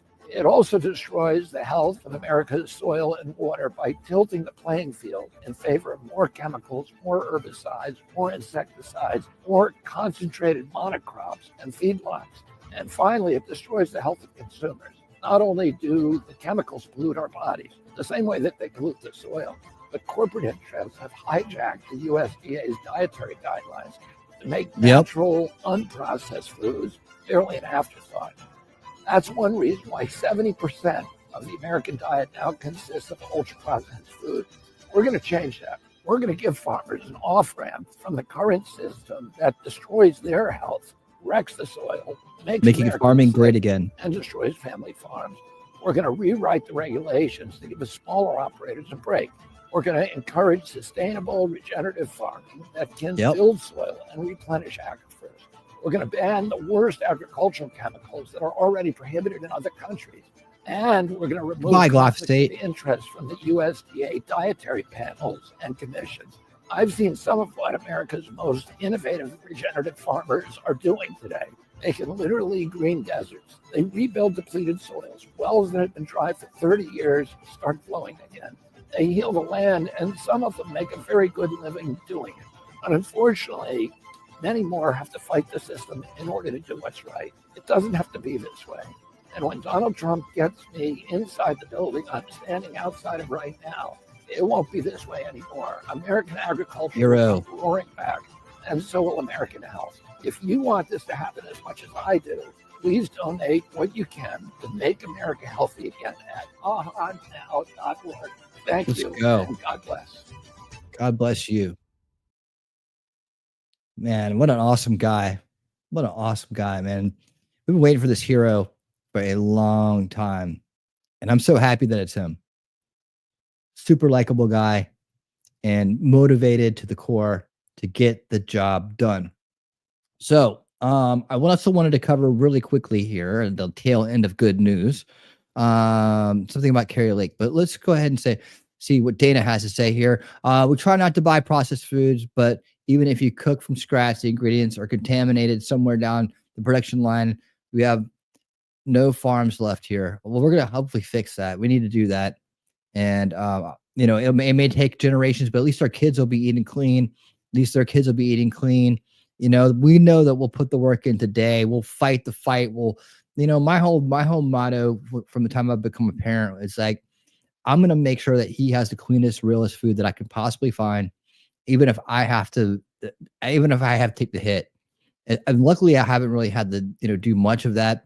But like if it ever came down to it, the last thing to go is his clean food and his clean water. I would be eating at the crappy food before I would put that on him. So that was my pledge to him. That was my pledge, and I've stuck by that. Whether it's been in good times or lean times in this house, I've always taken that responsibility seriously. Whether I've had to put up with ridicule from people, whether we've had to bring our own food to events and other things. When I first started doing it, people would look at me like I'm crazy, like I was somehow slighting them because I wouldn't eat the food they were serving or let him eat it. And then I had such stringent rules about it. And they couldn't understand why. They didn't bother to ask me. They people got so insulted. They used to get so insulted when I would just bring his own food and drinks and stuff and not let him have what they're dishing out. And it's like I almost get ganged up on sometimes. But over time, I started go to those people's houses. I started seeing some organic choices in their refrigerators. I started seeing some organic choices being made. So I stood my ground fearlessly. And hopefully inspired some people to make better choices for their kids too. Now, I don't know how much that helped, but I hope it helped some. And I think it at least raised awareness that, hey, look, this is what it looks like when someone's fighting for their kids' health and they really, really, really care about it. And I hope that I actually help some kids out there have a better, healthier life. So, and then, of course, buying the organic food helped bring the prices down. People can say what they want to about that, but I stand by what I do. And I believe that that at least doing your very, very best you can for your children is all you can do. So that's the way we do it here. That's the way we do it. All right. One last thing here in the good news category, and we're going to get on to our next part of the show. And I'm going to go ahead and jump ahead and do a little music mix in here. I'm going to save the new Windsuit song for later in the show, but I'm going to bring it up next just to have a little bit of interlude between the good news of the week and cool things, which is coming up right after that. So here we go, ladies and gentlemen. Really quickly, let's take a look at this. All right, there we go. From Chuck Calistio, shock report: officials in Arizona caught changing ballot totals. Lake legal demands answers developing. Attorneys at Carrie Lake for Arizona now demand Pima County properly explain the discrepancies and reported numbers and provide a full, accurate account of how the totals of uncounted ballots increased between the 1:23 p.m. and 3:23 p.m. reports within 2 hours. How about that? Wow. Can we get a look at that? I don't know if we can really see it any better, but nah. But anyways, yeah, there you have it. So good news. Keep an eye out on the Carrie Lake fight. Something's going to come out of this for sure. I think she won. Arizona, you got to get your shit together. We get those neocons out of there. You guys will be great. We'll make Arizona great again too. All right. We're going to get that straight. And we're going to keep on fighting and enjoying this beautiful, beautiful, beautiful win that we are experiencing. right here, right now, together as winners, all gathered in this beautiful thing, this beautiful life we're experiencing. And these good times are here. Like I said, I keep thinking about how many dark years we've spent with this Biden-Harris administration and all the garbage and how they've tried to wreck our country at an accelerated rate like you wouldn't believe. And we've gotten through it. We survived it. We did it. So now let me take you to, here we go. Okay, like I said, this is a work in progress, this video. I really want to add to it, more of it, but I promise every week to bring you a new song, or we'll do like a session of songs about you.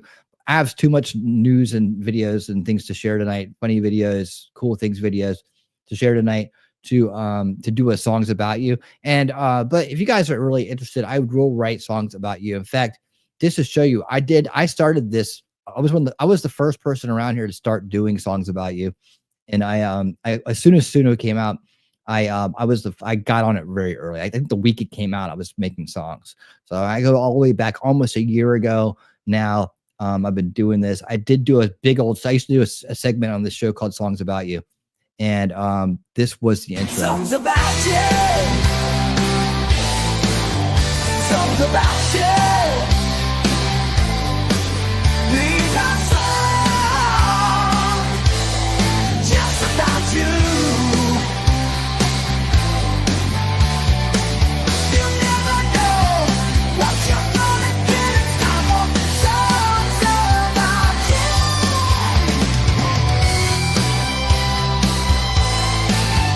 Songs about you.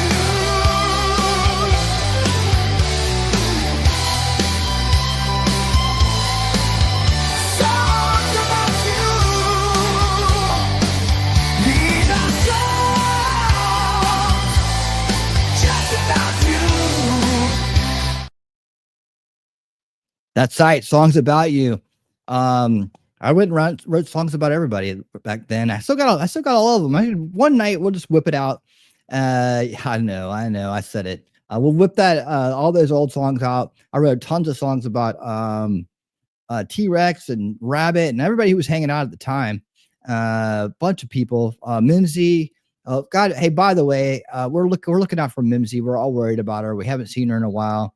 If you guys have seen Mimsy around or know how to get in touch with Mimsy or anybody, we're worried about her. We're seriously really worried about her, and we really need some confirmation of what's going on there. But anyways, guys, I told you I got a new band called Winsu, right? So Wins You. It's called Wins You because you wins when you're here. All right. And yeah, she is a doll toy. Yeah, she is. And we miss her and we want to make sure she's okay. So next week I will maybe we'll pull out some of the old songs and make some new songs. We'll do songs about you next week. But I do promise that I will come back with my new band. And what we're doing is we're taking my old songs that I wrote myself and we're redoing them and we're putting new music and new styles to them. And so this is a song called This Time.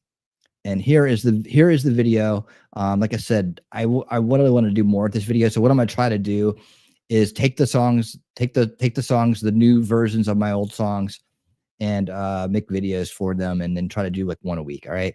So it'll be a new segment on the show, the Winsu segment, because Wins you win. You win when you listen to Winsu. All right. Let's go.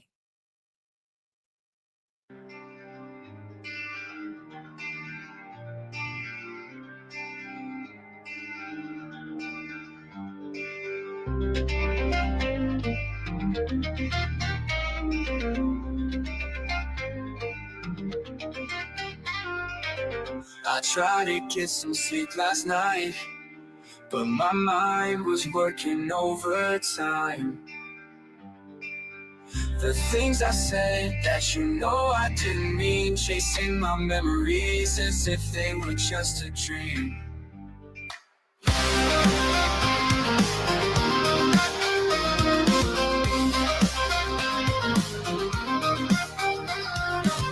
I tried to get some sleep last night, but my mind was working overtime.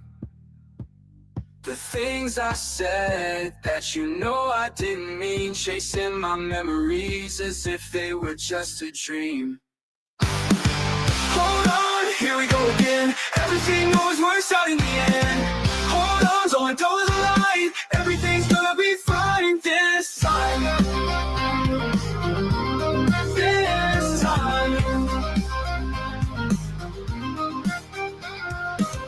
The shadow dance inside my head, recalling voices and everything she said. I'll try to be a better man. There are things I will never understand. Hold on, here we go again. Everything always works out in the end. Hold on, don't let go of the light. Everything's gonna be fine this time. Hold on, here we go again. Everything always works out in the end. Hold on, don't let go of the light. Everything's gonna be fine this time. This time. This time.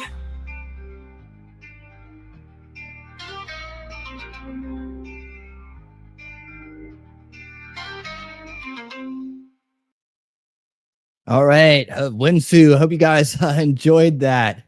That's her favorite song so far. Shirley loves it. She loves it.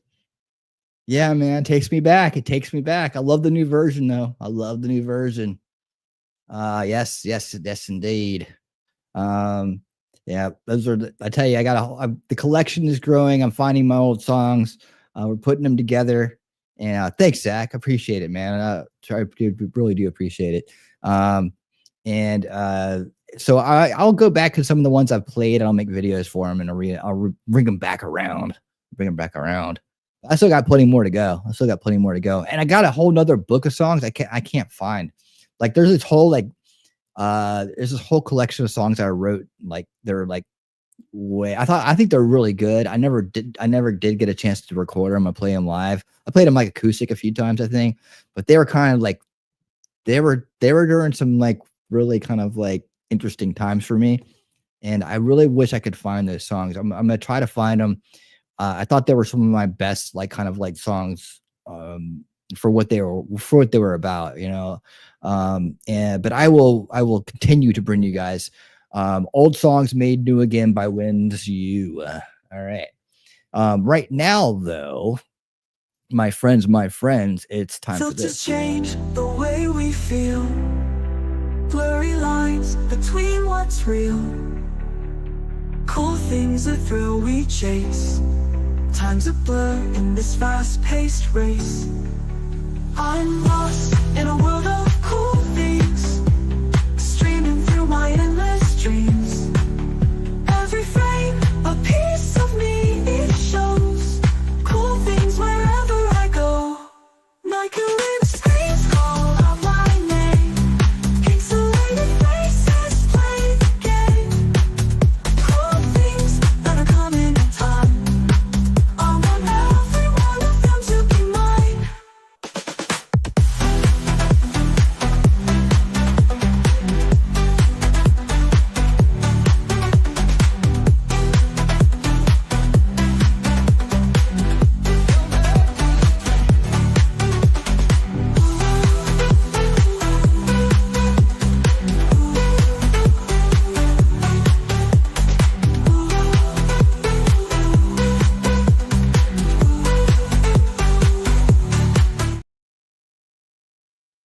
All right, cool things I find and bring to you, tech related or just cool things in general. But check this out. Usually tech related, are new modern age kind of things, stuff like that. I do like to go to cool places too and see cool housing, cool automobiles, transportation, and just cool things that people are doing. Like this right here.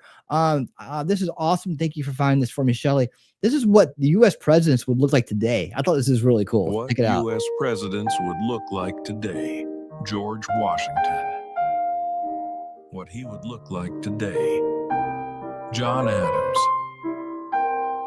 What he would look like today. Thomas Jefferson. What he would look like today. Wow. James Madison. What he would look like today. James Monroe. What he would look like today. John Quincy Adams. What he would look like today. Andrew Jackson. What he would look like today. Martin Van Buren. It really puts a different spin on What things, he would look like today. William Henry Harrison. What he would look like today. John Tyler. John Tyler. What he would look like today. John Tyler, y'all. All right. I thought that was pretty cool. A good way to start off cool things this week. Some cool ideas from people. I like cool ideas too. Now, one cool idea, one way we're seeing technology really take off right in front of our eyes is how they are protecting our president, right? How our president to be, that is, our president-elect, Donald J. Trump, 47, y'all. Check this out. This is how technology is being. Let me make sure this is on winning speed. All right. And check this out. This is how they're protecting our president right now with the latest technology. Let's go. Thank you.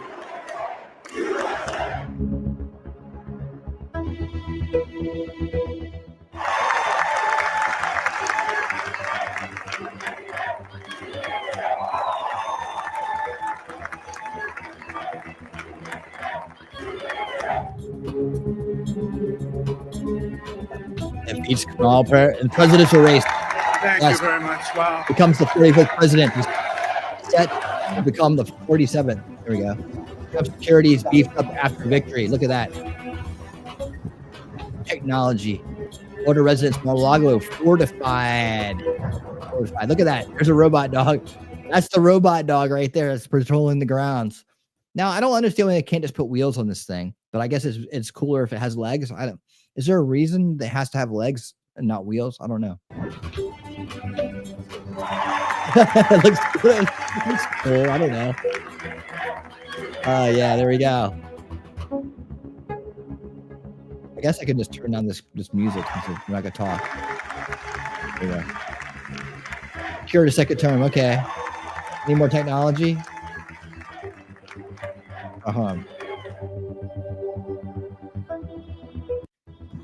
Entertainment tonight. Come on, you can do better than this. Helicopters. Dog. I just wanted you guys to see the dog, really. It's all about the dog.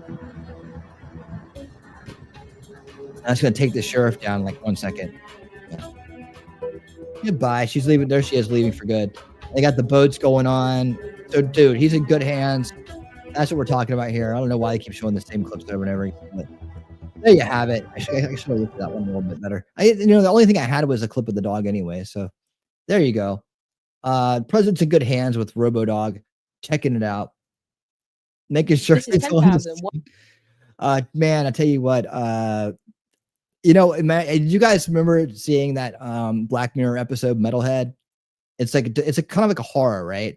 It's a horror, and it's done in black and white. It's the only Black Mirror that was done in black and white, and it's about these dogs in the future that are just like if they'll just track you down, and then they're relentless. Like they're gonna kill you no matter what, right? They blast these trackers into your skin. They're hard to get out. And they'll just track you and track you and track you, and they're gonna shred you as soon as they find you. It's like the scary as hell. It looks like a lot like this Boston Dynamic dogs. Only they're Hollywooded up so they can do anything. But anyways, drone technology is another amazing thing that's going on, and it's not just for military. It's not just for cameras and stuff. It's also for entertainment. Have you guys seen what drones can do for entertainment these days?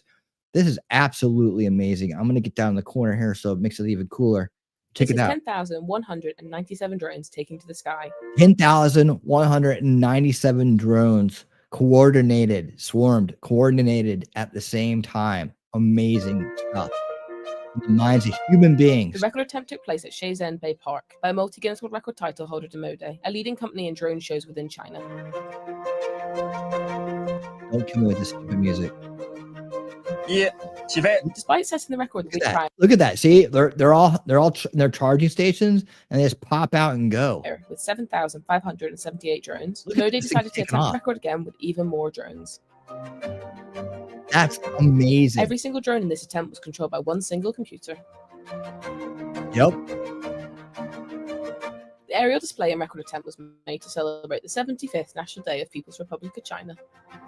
The Chinese are doing this? What? What? Look at that. I don't know if you guys watch these kind of things, but I think this is amazing.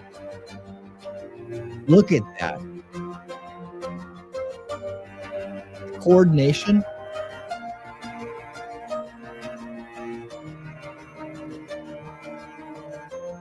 Amazing stuff. Amazing stuff. Absolutely. Look at that. They even put it in English, but underneath the Chinese words. Like, wow. Drone swarms, man. So I'm talking about drone swarms are not only that, but man, guys, remember you heard it here first. Well, I said it a long time ago. Home security, especially for those people who live on large farms and have large, amounts of property. You're gonna have you know how they were taken off in their little homes right here, over here in this little thing right here, right? That would be like on your roof. I see that those charging stations being on your roof, right? And they already have drones for inside your house, by the way. You can look this up. They have them. You can get them right now, and they can patrol the inside of your house, and they act like a camera for the door or whatever. So they already have them for inside your house. It's just one little guy who flies around. But outside, you'd have a swarm that would come up off your roof when activated. One can go really high for high aerial footage, like make sure that you can track any people are going anywhere. They can't run underneath cover or nothing. Another one would go down to greet people, would be your speaker, and put the video camera on them. And then you'd be talking back and forth to them as they're coming in, like maybe a greeter, call it like a greeter. You have other ones that could like swarm around it. This could be like more for defense. You could also use these drones to scare off coyotes and other animals that are threatening your livestock or your pets. I mean, these are, like I said, take charge of your own technical future. Like that's how me and Space Power Monkey used to do a show called Tech Reality Tuesdays when I relaunched. And man, we used to talk about that all the time. Like take control of your AI, take control of your technology. Don't let other people do it for you. Learn how to use this stuff. Don't run away from it. It's not going to go anywhere. You'll just end up being subjected to someone else's take on it, right? So be able to do it yourself. And if you get good at it, you can actually program and do these things yourself, right? You don't really need the assistance here. But in other words, these drone swarms they're incredible. And like I said, I'm seeing home security and home. I'm seeing all kinds of practical uses for homes and properties.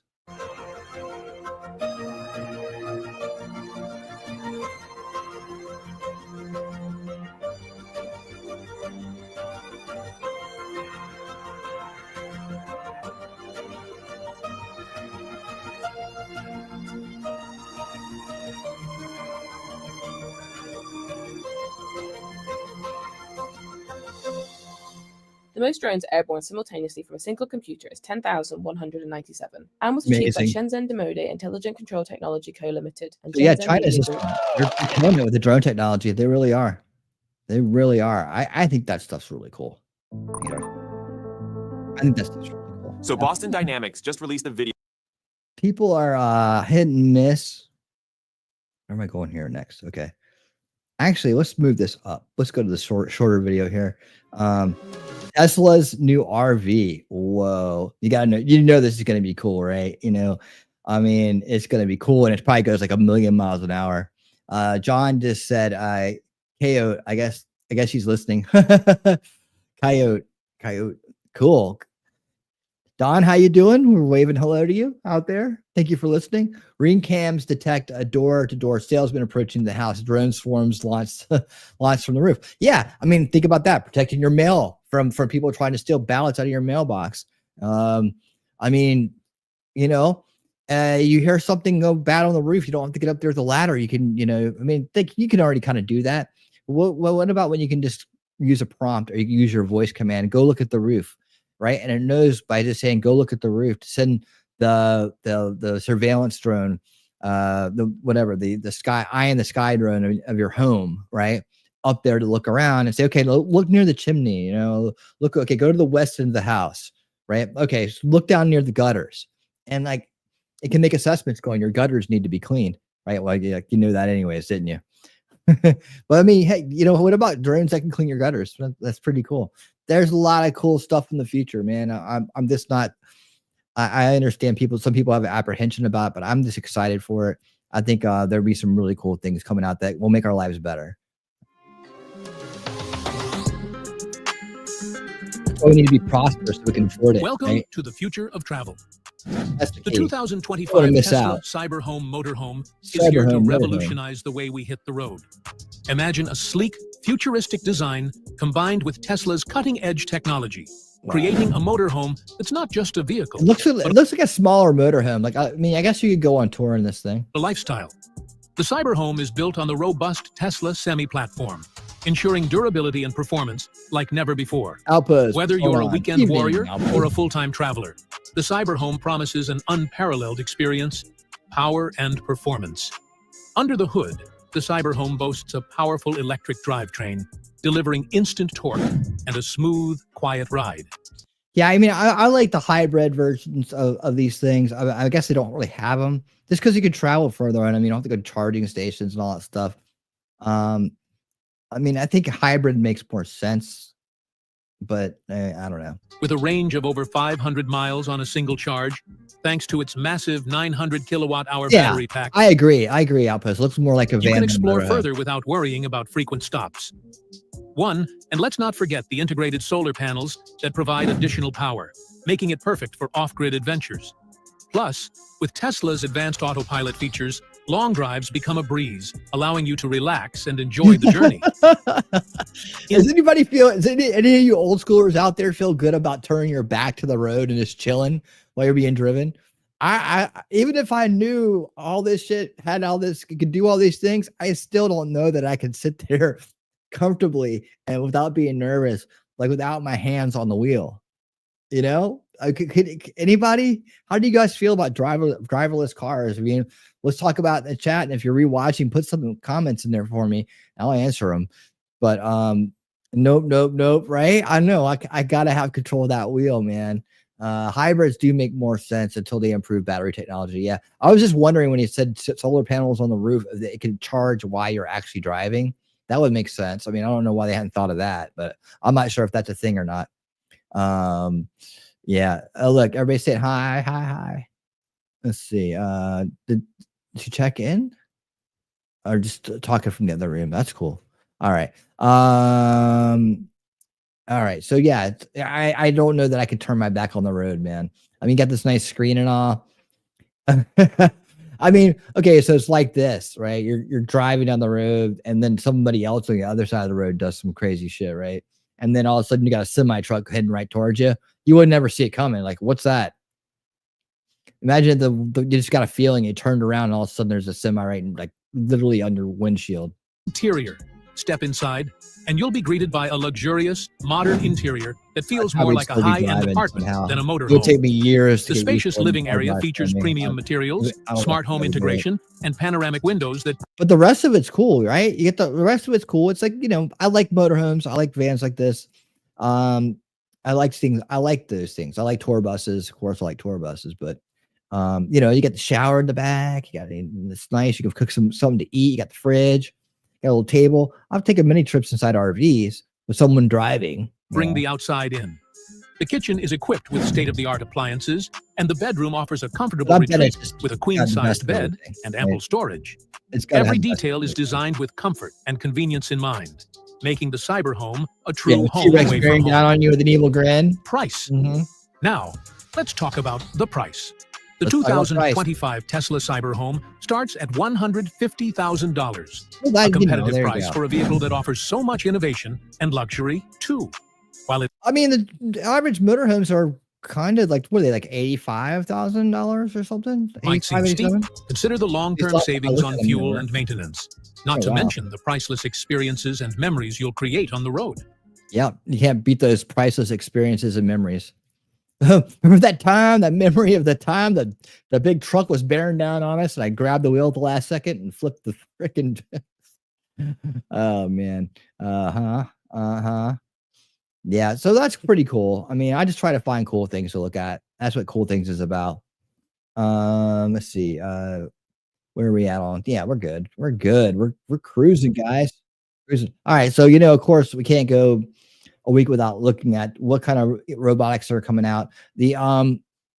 But also, like I said, keep in mind when I show these things, take notes for your own financial future, because you may see a company that you could invest in that get in early. You'd be like, this company's got their shit together, right? I can see where this is going, right? So you find out a little bit more about that company, and you get out there and you make some stock investments, right? And then all of a sudden they're the next Apple, and you're just sitting pretty.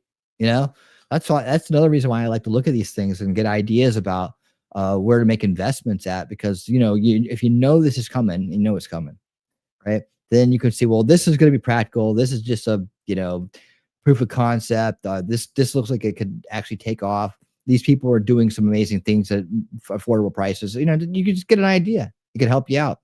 Let's check out AI. Thank you. Let's see. I meant to do this one. All right, let's go.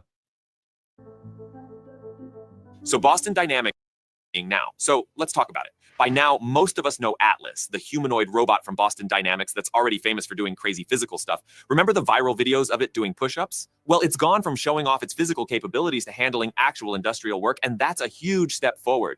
In this latest demo, Atlas is seen moving engine parts between containers and a mobile sequencing dolly, which basically means it's sorting parts, adjusting to different heights, and moving them. It's just like a hot dog. Now, come on, guys. Now you love it, right? Now you love it. Now you love it because it's just like a hot dog, right? You never thought about that. You never thought about mechanical hot dogs doing everything, right? It makes it better now. Precisely where they're supposed to go. Now, the wild part, it's all complete. They could be bananas. It could be a banana and a hot dog.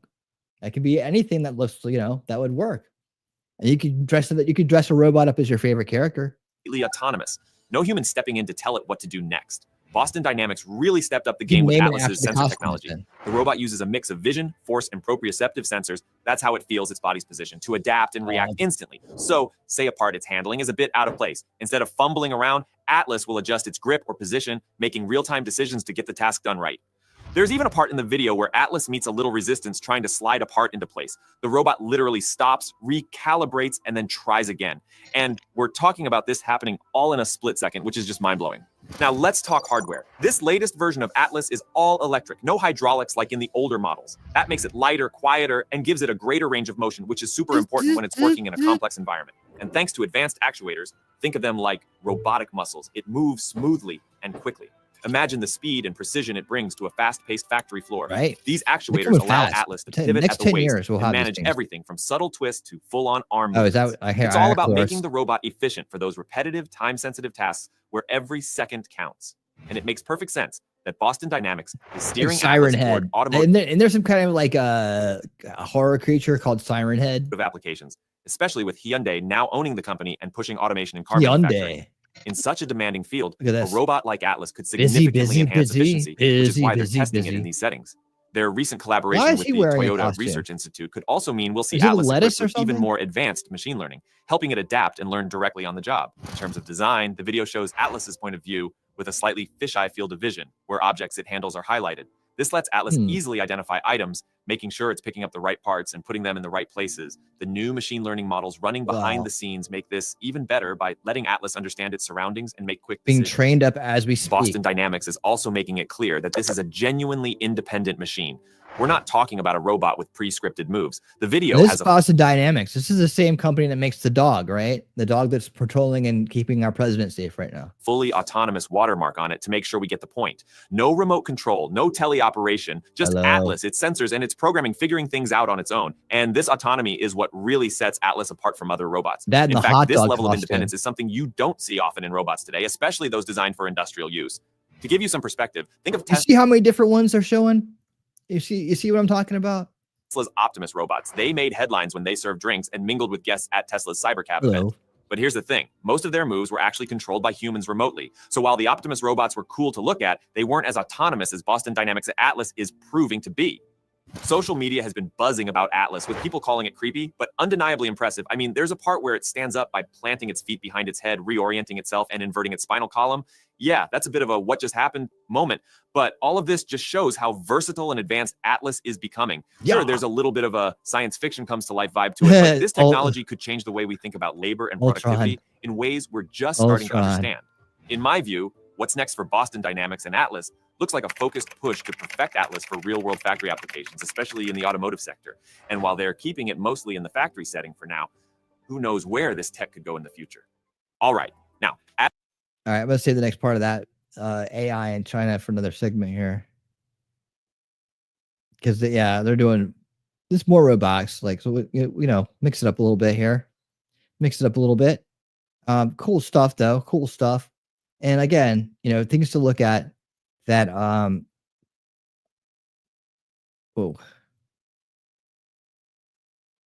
okay, yeah, here we go. So now we're on to cooler, like personal items, cooler things we could experience, things that are coming in the future here. The future looks so cool. Looks so cool. That's what we got to fight. That's where we fought and we won. We got to keep our hand on our country and our freedom. Because we don't want to be, living in the Hunger Games world where we're all poor and equally poor, and all the assholes, all the elitists, all the cruel and unusual people in this world are soaking up all this awesome, cool stuff. We want it for ourselves.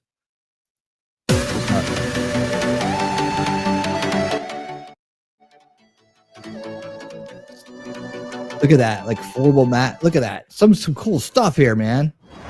Cool things. Look at that. This concept on your screen is designed for a flying hotel that never lands. A flying hotel? The project boasts 20 engines, accommodating up to 5,000 passengers, and offers the unique capability to dock with conventional airplanes. Notably, it emphasizes complete autonomous control, eliminating the need for human pilots. On board, passengers can relish amenities like swimming pools. No human pilots either. Oh my God, man. Some of this stuff's nerve-wracking. It's like, you get caught up in your environment. You're walking around, you may even forget that you're flying on a goddamn plane out, which kind of makes the whole thing kind of weird anyways. If you're not landing and going places, why are you in a plane in the first place? But, people like to do things like that. And you're just sitting there and it dawns on you nobody's flying the plane. It's like a shopping mall, cinemas, and gyms.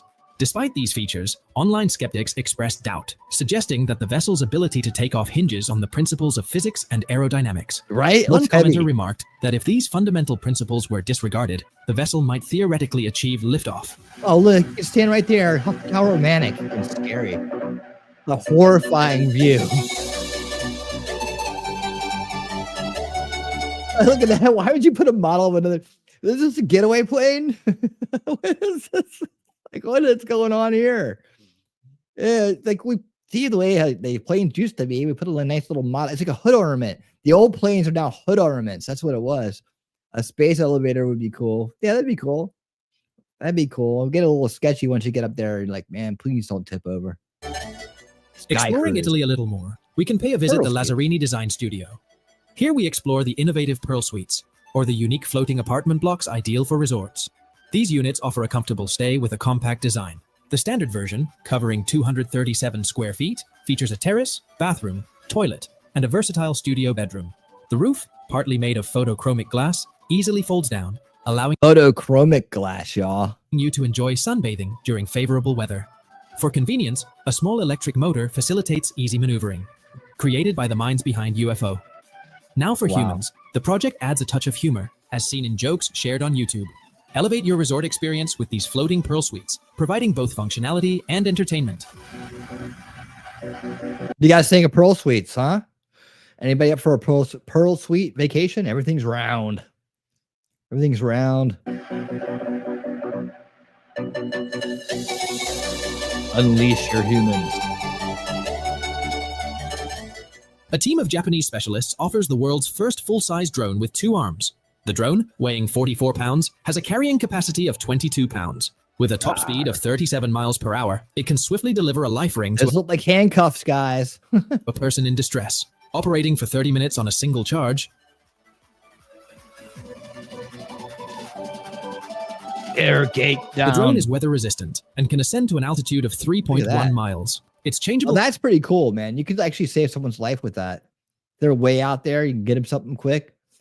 I probably could pull a shark out of the water. Capabilities make it suitable for diverse scenarios, such as working at high altitudes or handling hazardous loads. For more, manufacturer is optimistic that this advancement will enhance safety across various situations. Droney, go save them. No more picking up chairs, man. Get the drone to go get all the chairs.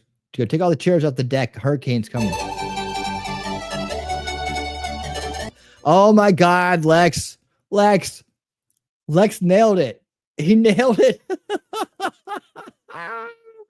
Oh my God, you got it, dude. All right, right now I want you to go to that ideas website, and I want you to put it in there. What was the name of that ideas website that Robert Kennedy started, where we can all put our ideas in? They're gonna be looked at and listened to. Right now, you just nailed it. We don't need the police when you have Droney. Our European tour continues. Next stop, Italy. Lazzarini, a design studio, presents an advanced amphibious yacht concept capable of navigating both water and air. Supported by 2 555-foot shells resembling airships and 8 950-horsepower electric motors, the yacht utilizes solar panels for power. Yacht. Anticipated to reach a maximum speed of 115 miles per hour in the air and slightly over 6 miles per hour on water, the vessel offers 10 guest rooms with spacious windows, a dining area. What? 10 guest rooms? How big is this thing? And a lounge. This thing looks huge. The innovative design. Only 10 guest rooms? Only 10? Caters to our loyal audience, showcasing a harmonious blend of form and function for a unique and exhilarating travel experience. Only 10. This is like the mafia balloons here. Like they had the mafia.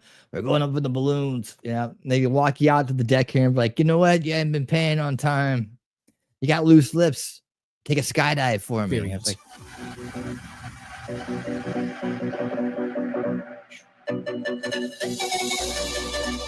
look at that, dude. You could just live on that thing. Why even have a house? Why even just live on this?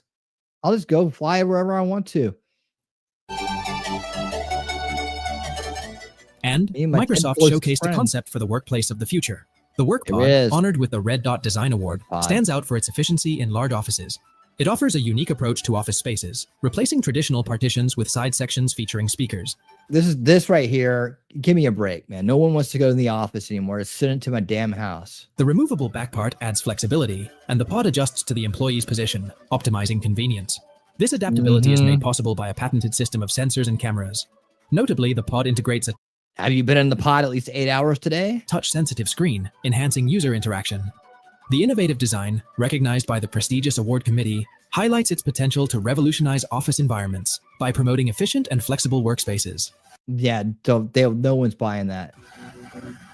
That ain't gonna happen. They have tried so many times to come up with offices of the future. Like, no, man, that's like overhead and shit. No way. Have people come in and sit in these pods, man. Are you kidding me? No, ain't gonna happen.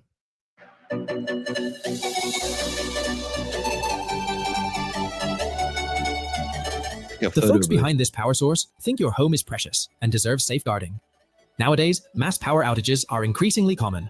Having a backup battery is a wise precaution, and a device with a 6.9 kilowatt-hour capacity stands out in the home power supply market. This capacity allows for various uses, such as charging a smartphone 460 times, running a fridge for 7 hours, or watching TV for almost 63 hours. That's pretty cool. The unit features Judge 19 Maddie, how ports, you doing? including How you USB doing? and electric car outlets, catering to diverse needs. Moreover, Yes, 2 Judge. wireless panels We're working on facilitate this right smartphone now. charging, and advanced technology ensures a Spinning rapid it charge up. to Spinning it up. 100% in just 2.5 hours.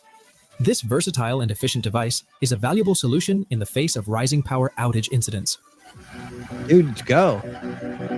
Let's go.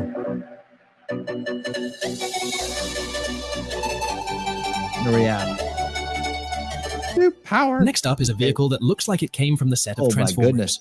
Designed by Chinese creator Connery Zhu, this 2-seater model showcases remarkable creativity. Who wants one of these, huh?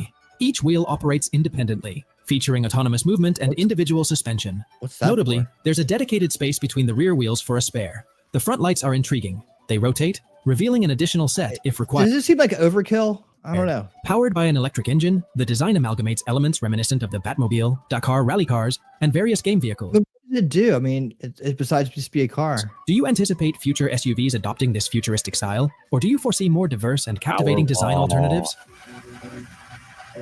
After all, you're my power wall. All right, Transformers, man, Transformers. I'll save this one for another time too. There's lots more to go through on this, but it's cool things. You know, we just kind of take a look at cool things, and that's what we do. Because we got funny videos coming up here in just a hot second. Yeah. In fact, let's go ahead and.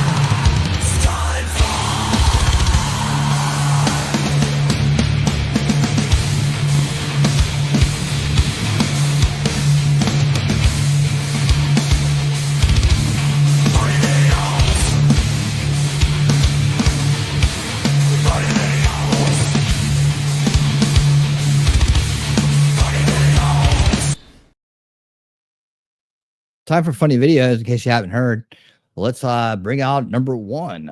So I want to thank the American people for the extraordinary honor of being elected your 47th president and your 45th president. This just in, Donald J. Trump has won the election. America has spoken. In a landslide victory, President Trump has been declared the victor in the 2024 presidential election, and many believe America has been unburdened by what could have been. Trump defeated his principal opponent, fraud, and also defeated his secondary opponent, Kamala Harris, who was seeking to become the first openly retarded president. More on her in a minute. But first, we at the media are in full meltdown mode here because it appears as though the corrupt system has been overpowered by the will of the people. Our condolences to the deep state. And you'll have to excuse me if I look a little tired. I spent all day yesterday in Pennsylvania unplugging voting machines.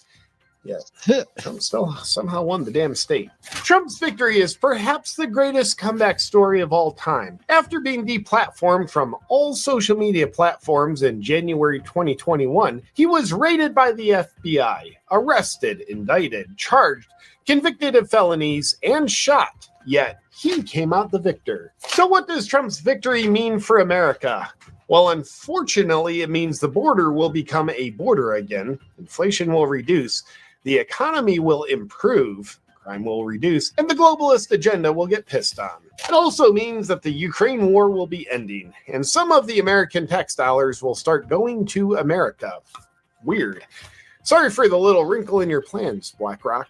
Yet people everywhere are wondering, how did Kamala lose so impressively? Well, as she was a DEI pick for VP under Biden, it turns out that when she has to receive votes in an election where people are voting on merit, she doesn't perform that well. It's also hard to comprehend how Tim Walz didn't make this a slam dunk victory for her, given that he was the worst VP pick since, well, Kamala. Yeah, even though the election was called, Kamala didn't make a concession speech. She was perhaps a few too many boxes of wine in to ramble on incoherently. But let's check in with our resident, sort of the same color of skin as Kamala correspondent to find out what all people that look like her think of Kamala not giving a statement on election night. She didn't have some grace. I mean, it shows us how classless she actually is, a sore loser. And even though it's painful for her, for the Democrats, I think America might be relieved at recognizing and realizing they don't have to put up with this any longer. Well, that's not accurate. That's not what we've been saying about Kamala all this time. She's great. She is so completely insecure. She does kind of have a point, though. Moving along. With Trump getting back into office and the rule of law unfortunately being restored, we'd like to thank all those last-minute lackluster celebrity endorsements of Kamala. Americans appreciate you guys raising your hands and telling us that you're on Diddy's tapes. And sorry the blackmail didn't work out so well for you. And we at the media who have fed you aggressive and very accurate lies, I might add, about Trump like he's a dictator, He hates gays. He'll lock you up, and anyone that votes for him as a Nazi can now see that you haven't been dumb enough to buy any of it. But our promise to you is that we won't change a thing, because we've yet to acknowledge that Trump's victory is the death blow to the deep state system of control and manipulation, and the power has officially shifted back to the people. And please stay tuned all day, as we'll be giving you continuous updates on the latest developments with this historic election. That's it for now, moron! Trump was shot on July 13th, stood up and yelled, "Fight, fight, fight." And now he comes out on top. This is definitely not a man who your children should look up to. We voted last night. God voted 3 months ago. Good night. What's up, my friends? There is a mega black. You hear Trump won? Oh, yeah. I was up all night rage screaming at my bathroom wall. Did you post that on social media? Absolutely, I did. So Trump back in office. This is really bad, right? It's terrible. Absolute worst case scenario. I know.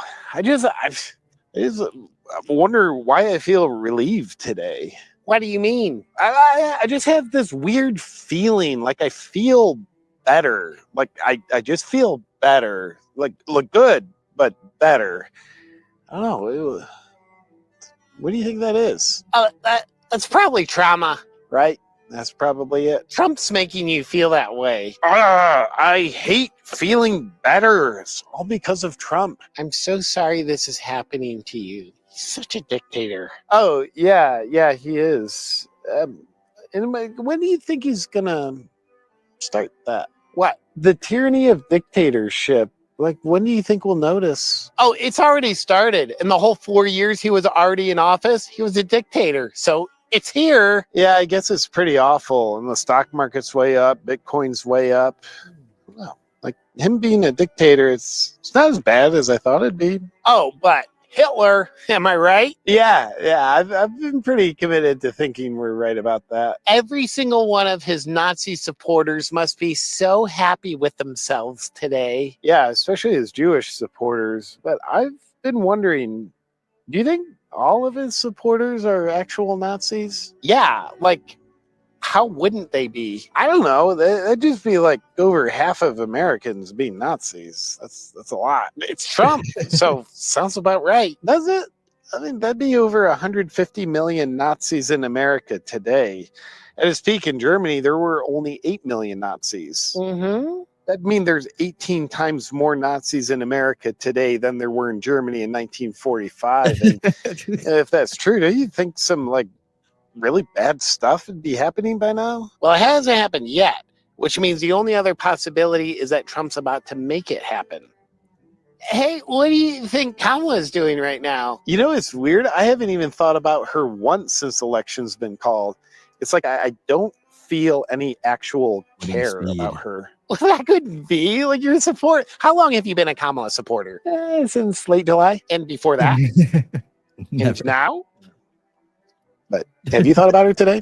No, not even once. But that's how you know you really care about someone. You stop thinking about them the minute the news stops telling you about them. Yeah, this is a good point. But man, I think it's just hard to believe she could lose an election when she has a base of such enthusiastic, strong supporters like us. It's just, things are getting real bad under Trump already. Yeah, I just can't even. I think I'm about to have a panic attack. Whoa, you feeling a lot of anxiety? No, just this deep feeling of peace since election was called. I think that's how panic shows up for me. You're used to it. That's just how it's going to be under Trump. Whoa, my Bitcoin's way up today. I know it sucks. You better get used to it. Yeah, think about those poor people in Ukraine when Trump ends the war on day one. Yeah, like what's going to happen when they're not getting the crap bombed out of them every day? They're just going to have to get used to it. That's how it's going to be under Trump. Totally sucks. Sure looks nice out today. Sure does. Man, the grass looks a lot greener today. You know, I've been thinking about not dyeing my hair blue anymore and starting to wear men's clothes again. I think that could be good. You know, I was thinking about hanging an American flag out front. Huh, that'd be kind of nice. Are we conservatives now? No, that'd be like being gay. That's a very conservative thing to say. Where were you going to put that flag at? What's up, my friend? Do you like free stuff? If you do, you're in luck because buy optimizers. Thank you, JP. Good stuff, guy. It's good stuff. Good stuff. Oh man. Yeah, got a show for y'all. This is funny, man. We got the Hodge twins. Guy wearing MAGA hat films reactions while walking around New York City. Oh man, this is funny. Wait till you see the expressions he gets. Yeah, got any show for y'all. So up in New York, this guy decides to film himself walking in New York City. Right. With his MAGA hat on. Getting people's reaction? Yeah, getting people's reaction. I think it's a little bit too soon for that. I would wait. Too soon? I would at least wait about a month after the election. That's not how we do it. All right, but anyway, let's check it out.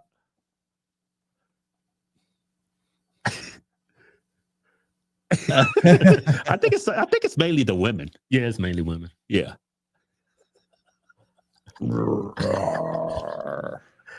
Because this is the day after election. He's right. Ooh, man, that look crazy. I mean, the crazy thing is, man, these people have no reason to be mad.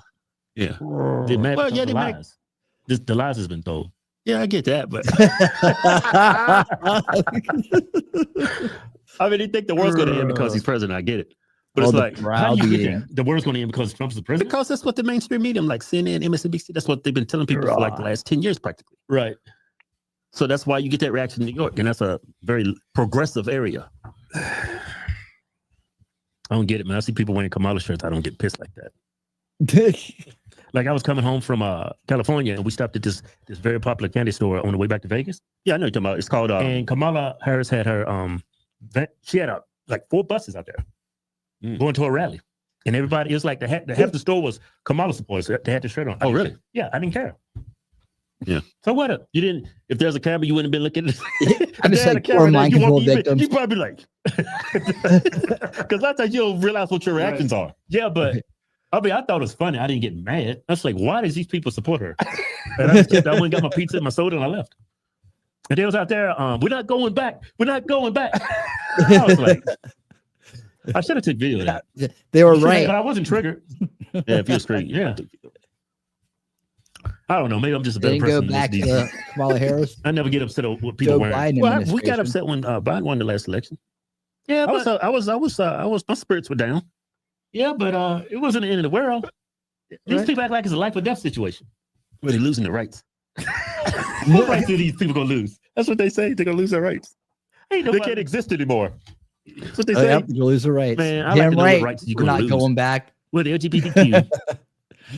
Why do you keep bringing them up? Well, they're one of Kamala Harris's biggest supporters, LGBTQ community, and Black women. I mean, what rights are y'all going to lose? Y'all might lose some preferential treatment, but you're not going to lose your right. Your civil rights. To be a human being, you're not going to lose your civil rights. Yeah. Y'all probably don't. Hey, didn't you have a video of a guy with a Kamala shirt on who was going to fight a Trump supporter with a hat on? Yeah, he walked past him in a Whole Foods and looked like he said, call him racist. Let's throw that in here. You know, here it is.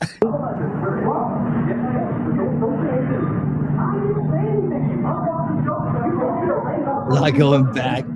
Yes, you are. Damn right you are. Damn right you're not going back.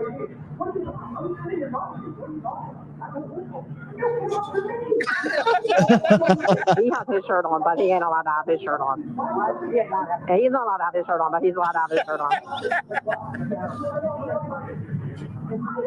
He didn't. He jumped out on the Yeah, he didn't do that. This is harassing him. I don't know if that's.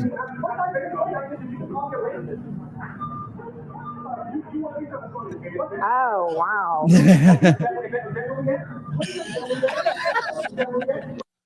Is that where we that guy calls him racist for wearing the Trump tie, right? Right. Right. He's got to not going But he's back. sitting there wearing a Kamala shirt. Yeah. It's like, see, that's the thing. They've been fed this lie like this, that he's a racist and you're going to lose rights. And this. It's just, people don't realize that the media's actually lying to you. Yeah. You have to do your own research. I mean, unfortunately, a lot of people on the left has been, a lot of people believe the media because they're authority figures. They see them on TV, they got a shirt and tie, suit, they look nice. They're MSNBC, they're the news. Really and you just automatically believe that whatever they say is the truth, and it's not.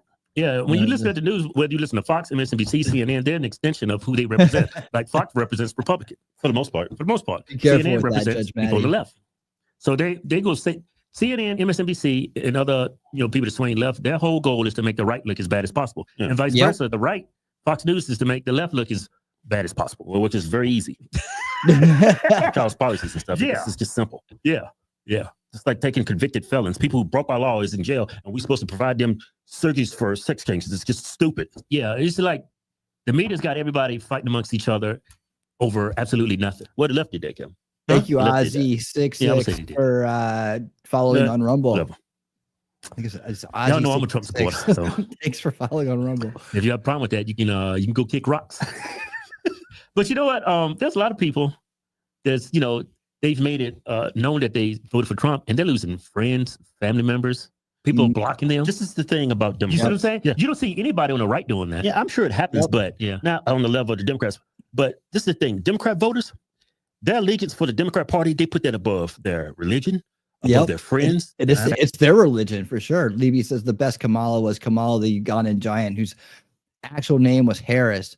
You can't make this stuff up. I remember that guy. I remember him.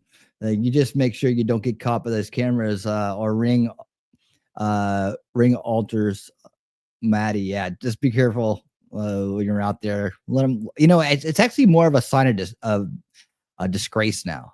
I drove around today and I saw a few Kamala signs still out in people's yards. I'm like, what are you doing? You might as well take those things down. Family, their allegiances to the Democrat Party above everything, over blood to a certain for most of them. Well, I'm not. Well, shut up.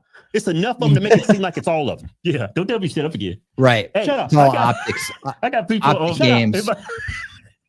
They got people in my family create a Facebook page to talk trash about us. All right, we're gonna move on. Thanks, guys. Awesome stuff. That's hilarious. Those guys crack me up. All right, it's the time you've been waiting for. It is the time.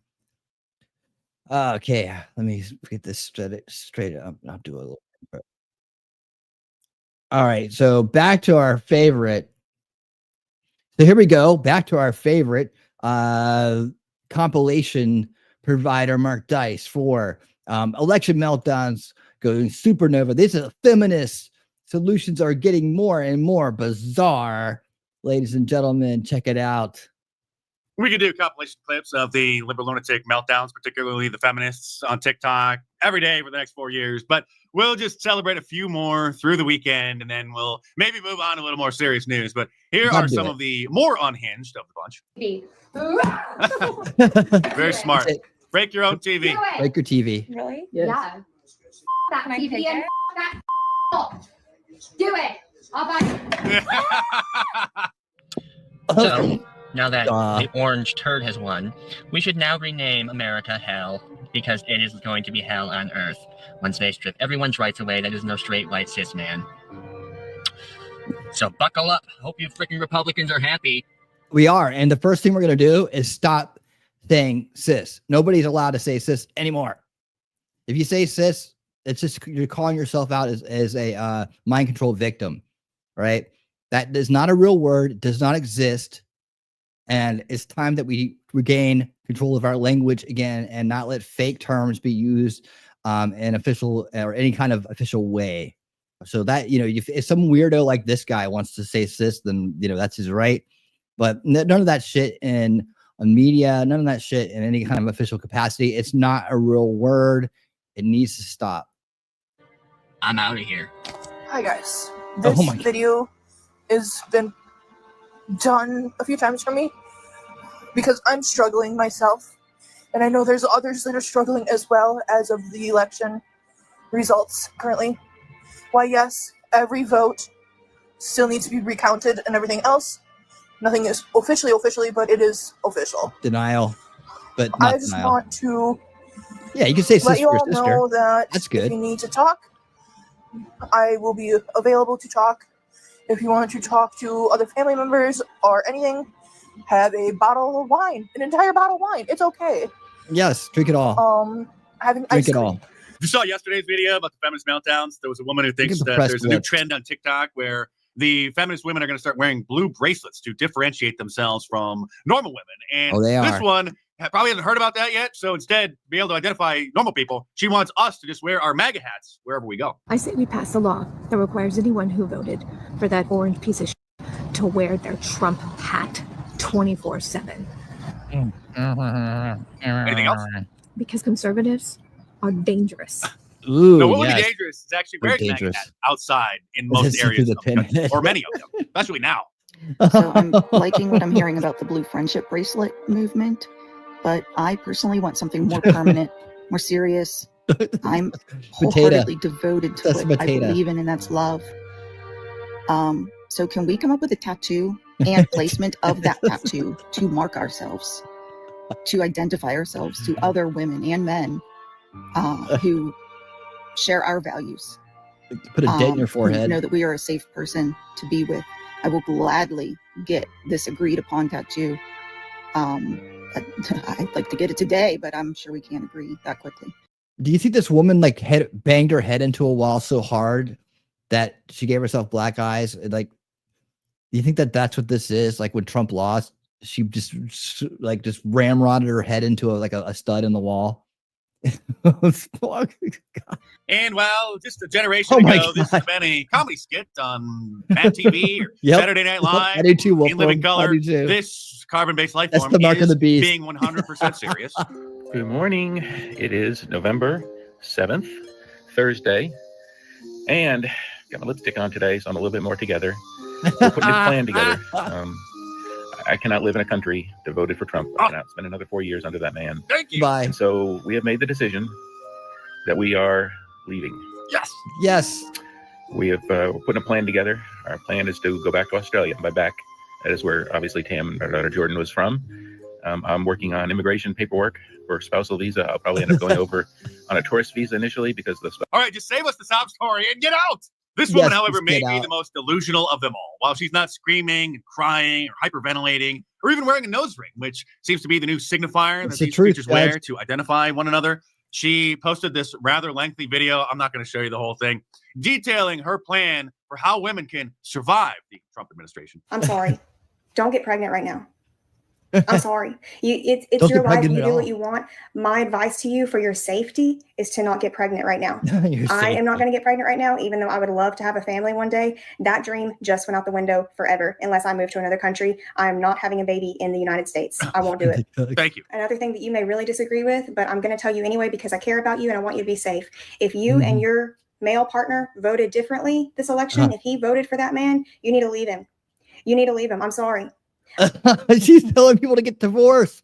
Leave him. Throw your marriage away. Throw your future away. Don't have kids. What a loving light.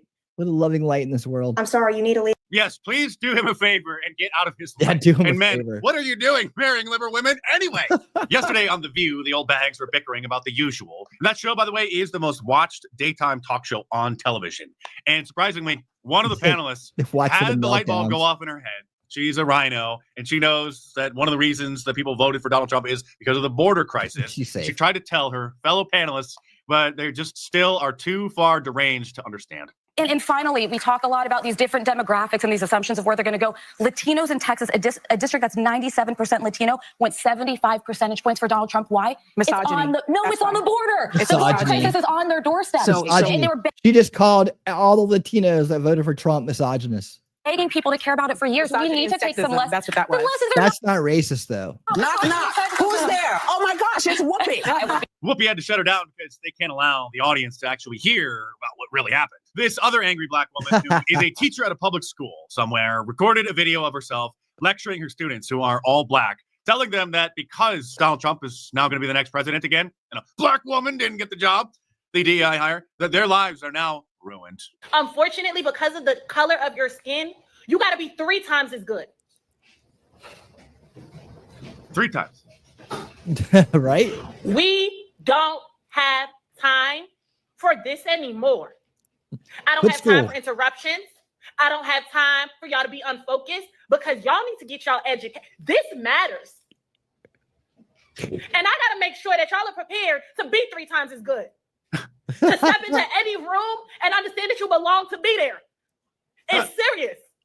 I'm serious, yo. Joy Reid on MSNBC told me so. And if I try to tell you to order some shirts from my online store, markdice.com, and this whole weekend, you can save. Right? Oh, geez, man. It just keeps getting better and better and better. I'm going to really be sad when these things are done with, but we got more coming up for you. Let's check it out.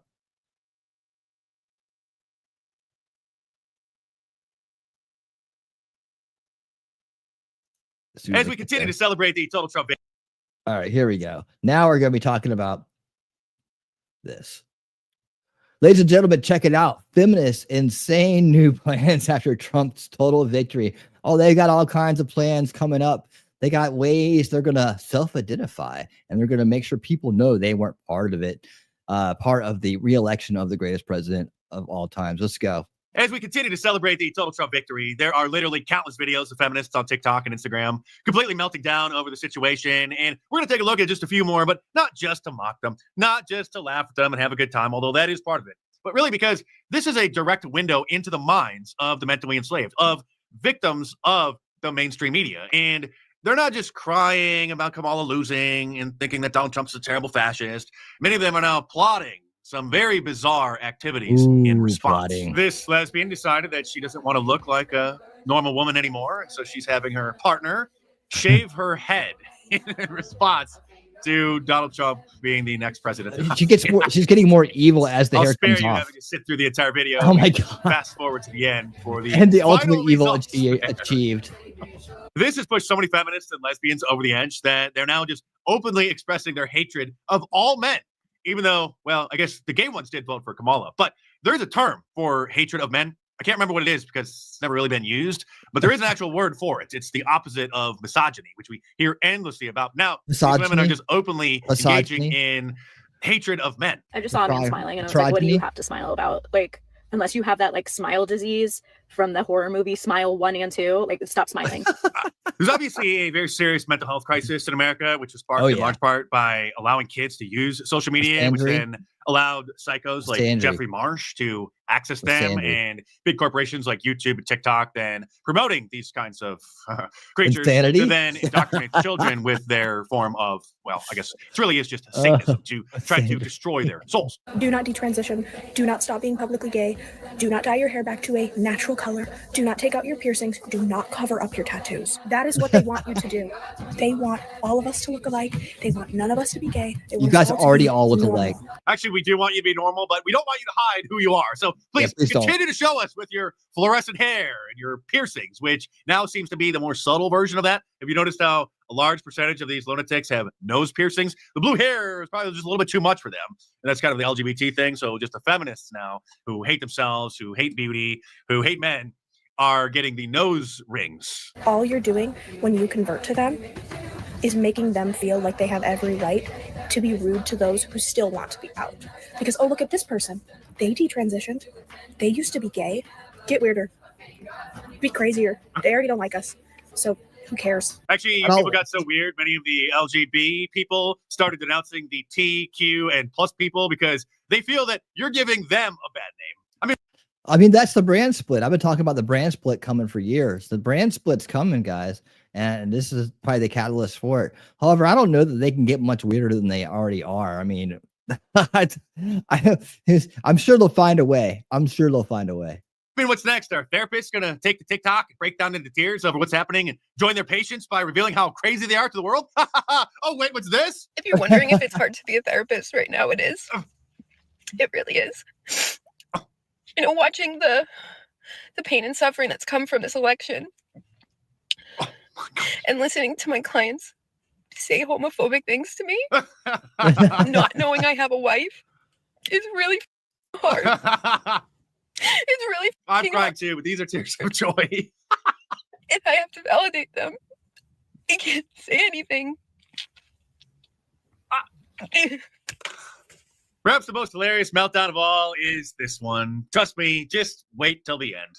Donald Trump won, and I am very, very afraid that he might deport my mother-in-law.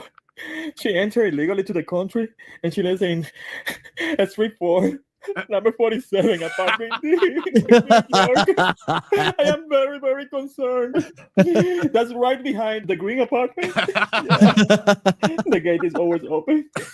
You don't have any dogs. The best part is many of these people are now saying that that was good. They're going to do everything they can to avoid us. The first question I'm asking everybody in my life from this moment forward, who did you vote for?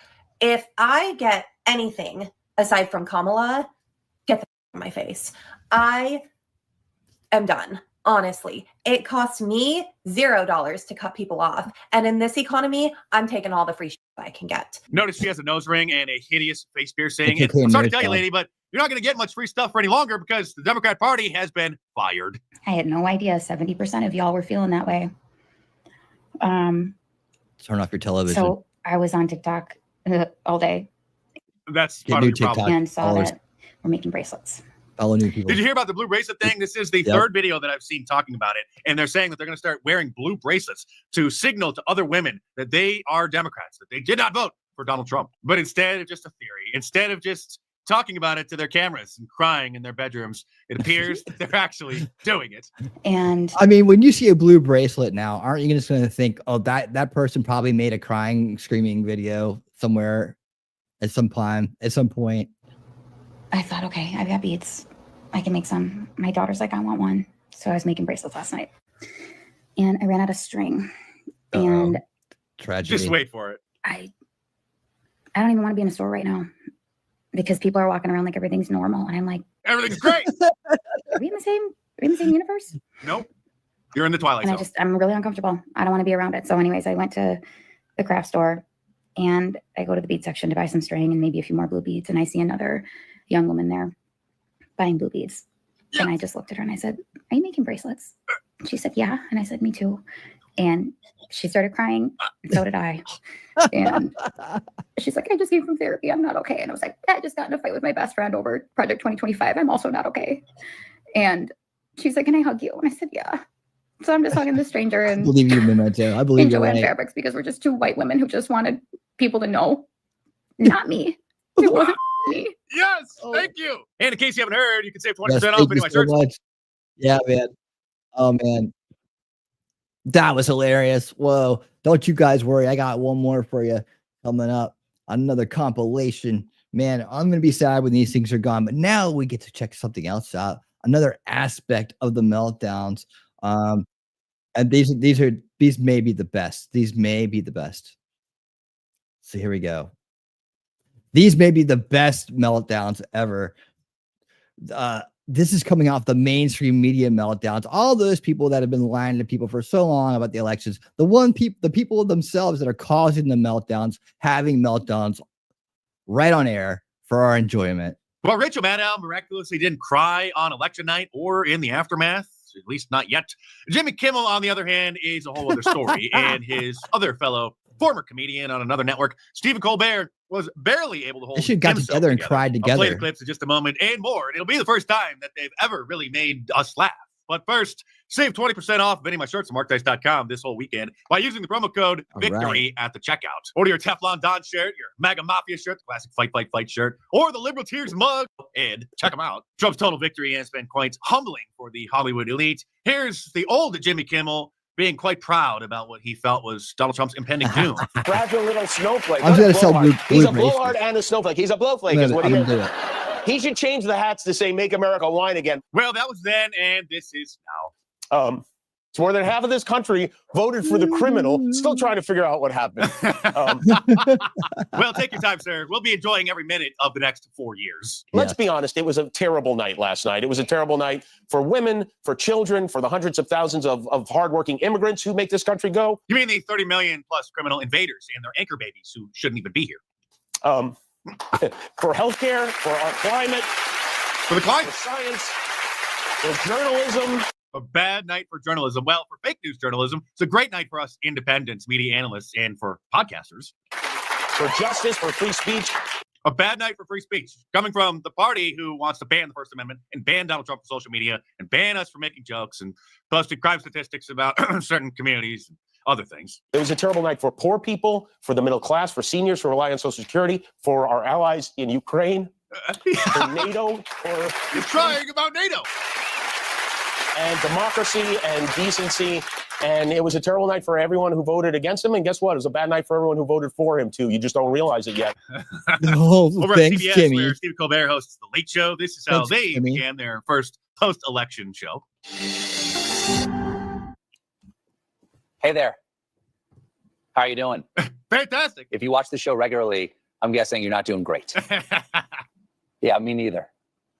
You know, today, some people said to me, sorry, you have to do a show tonight, which is nice of them to say, but I don't have to do a show.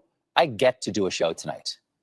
I'm so grateful to be with all of these talented people. Those people over here. This is a pre-recorded message, so the audience isn't even there yet, because usually they start off like every other show. They have the band playing, and they start introducing who the guests are going to be. But it was such a tragedy in the minds of the liberal lunatics that they had to just put this PSA at the beginning. Well,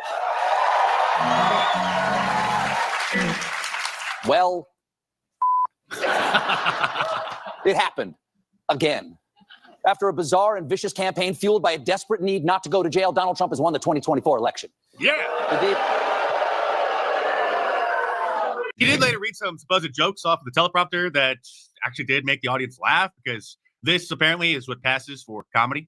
As we're all about to plunge back into the Trump hole, here's what occurs to me. The first time Donald Trump was elected, he started as a joke and ended as a tragedy. Easy this time for him. This time he starts as a tragedy. Who knows what he'll end as? A limerick?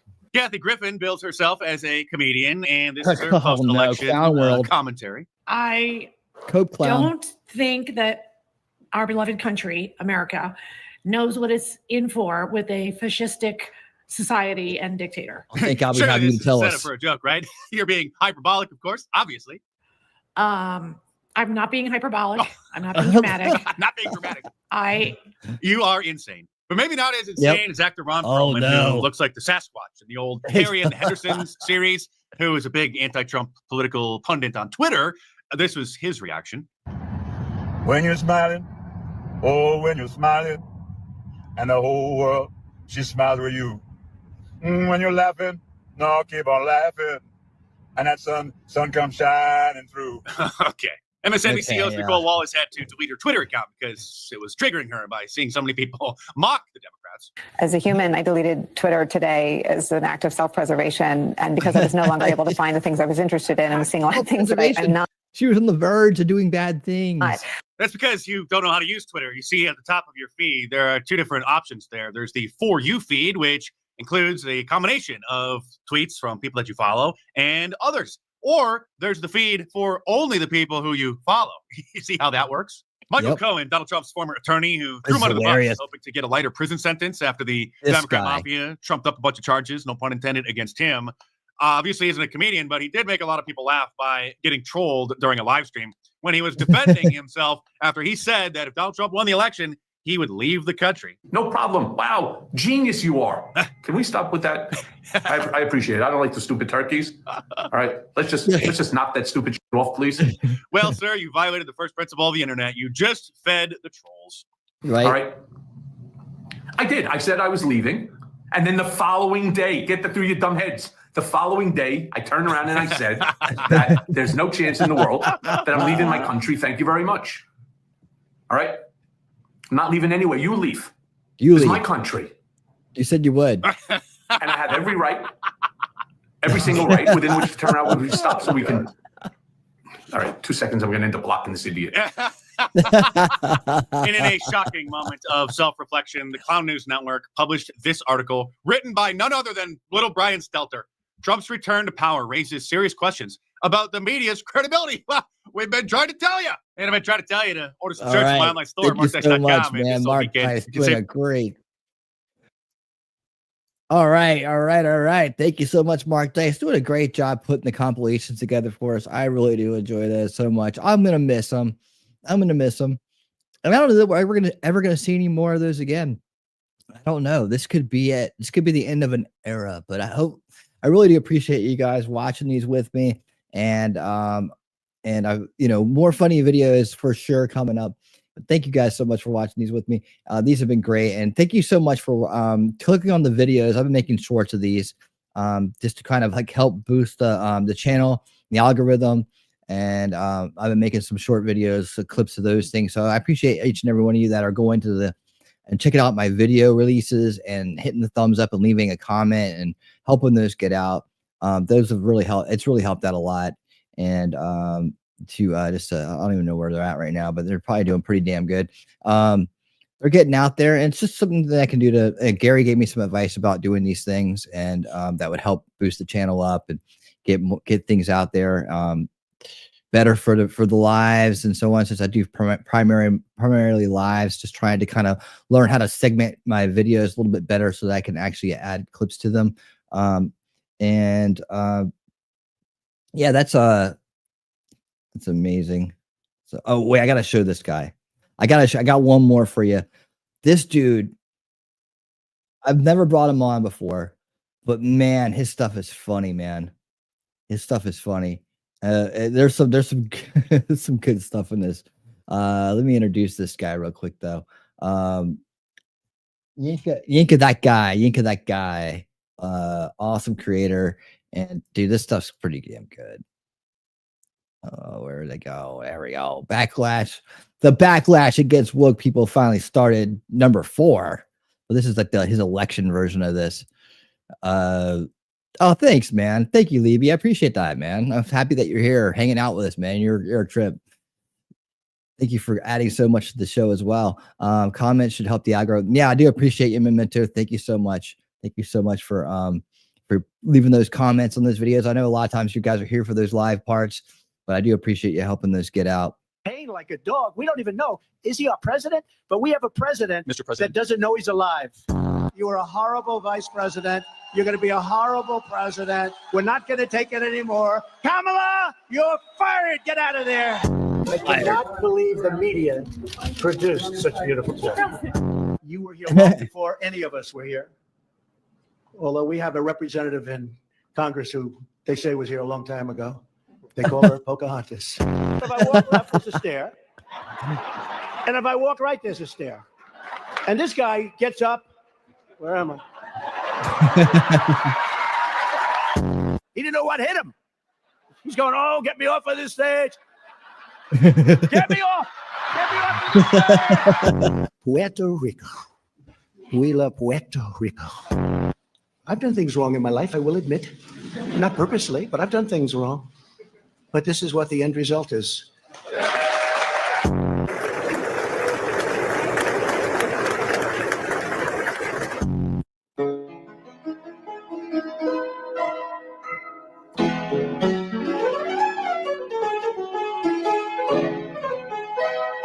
I hope that's not copyrighted. You never can tell with these shorts. We may not have rights tomorrow. This is the rights gone tomorrow, So girl. I'm going to bed with the last bit of dignity that I have left. We fought a good fucking fight, and if it turns out that shit flips, It's good to watch again. great, It's hell so yeah. funny. But right now, We're I'm still just funny not. the second time. I can't fucking deal with this shit right now. We're going to see a lot of videos of these woke ABCD people crying, and I am gaining some joy from seeing these videos. I do find it very weird that they take the time out of their day to take their phone out and record themselves crying and then post online, but it is hilarious to me. Yo, I'm scared to go to sleep. I want to pay. I might wake up a motherfucking slave. We've seen this one too. Yo, like, why are y'all But Trump there's this one. I'm only gonna play a few supporters? minutes of this. There's one coming up. You gotta see. Why? That's why I'm playing it. There's this one coming up. You gotta see that we haven't seen yet. Why are y'all Trump This supporters? is Like, the why one is this a thing right really now? good the other night. Why is this okay? Oh. Don't go to bed. I can't do this no more. I should have kept my vote to myself because I knew it didn't fucking matter. I knew it didn't. I don't know how you can make such a video as if Trump wasn't the president in 2016. It's either these people are just stupid, which is more than likely the case, or they just like to ignore the fact that he was already president before, and I can assume that they weren't slaves then either. I have another yeast infection. You know what that means? It's time to start baking. So Did you catch that? Did you guys catch that? Hold on. I gotta rewind it just in case you missed this. Just pay attention to this one. Weren't slaves then either. I have another yeast infection. You know what that means? It's time to start baking. So last time I had a yeast infection, I made cinnamon rolls out of it, and I ended up getting oral thrush. And I swore I would never bake with my yeast infection again. But that was a couple months ago.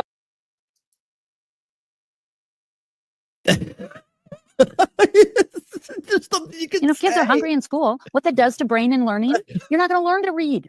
So if you're talking about learning to read and closing gaps, then you better take away the barriers for that. If that's tampons, then that's tampons. I don't know if I heard that correctly, but I'm very sure I did. And what she just said was very, very, very disturbing. Well, we move on now to a wild brawl at an NFL preseason game in Pittsburgh, but it wasn't with the guys on the field. It actually happened in the stands after a woman slapped a man in the face. And just take a look, but a warning for you, this is pretty hard to watch.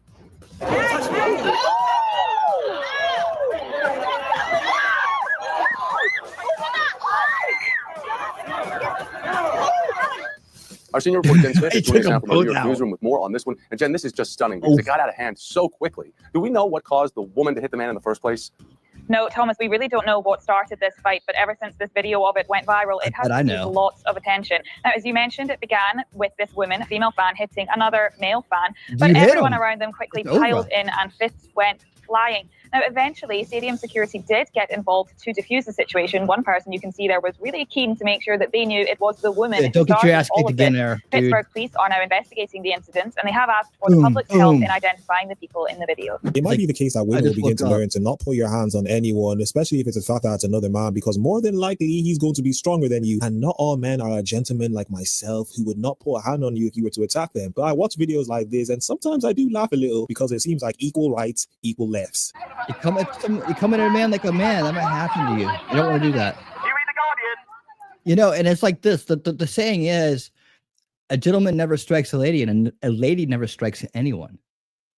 That's how it goes. That's the real thing. You read The Guardian? You read The Guardian, don't you? I know I'm gay, actually. I'm gay. You think you're typical lefty, typical lefty. You don't like someone, call them homophobic, call them a fascist, call them a racist, call them a Nazi. Because that's what The Guardian teaches you. This is what happens when you drink too much soya milk. It rots your brain. This is the product of soya milk. It rots your brain. It rots your brain. No. No. I'm gay and therefore it's my right to have a microphone. Again? You can identify as a microphone. Happy birthday, Connor. 18 years old. Now you can get in a lot of trouble to be good. Or socialist work art. I'm on my own company. So what do you want a medal? So what's that got to do with anything? Honey? Honey? That's a very... Honey? Whoa, stop. That's a very paternalistic and misogynistic phrase. You shouldn't be using misogynistic language. Why are you using misogynistic language? He's just ruining Why are her. you using misogynistic language? Owning it.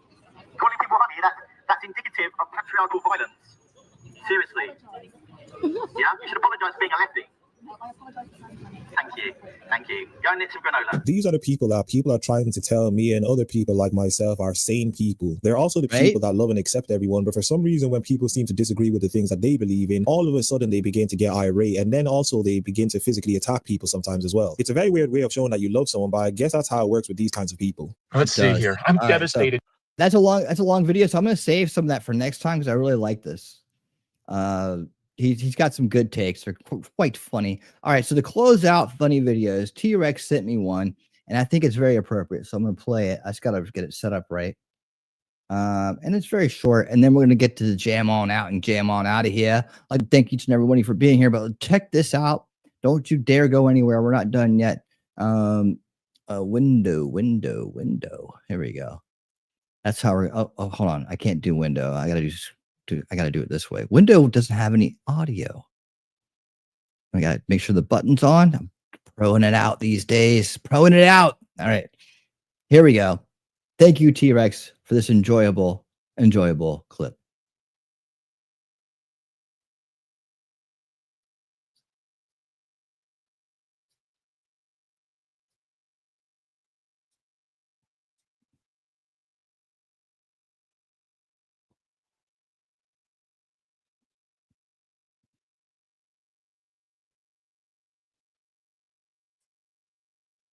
What? No sound? I hit the sound button. How is that possible? All right, let's try it again, guys. Let me just try it again. Okay, share tab, share audio. Hold on, share audio, share. Oh, I almost that's what I get for saying I was proing it out. There we go. All right. Tell me if you can hear it.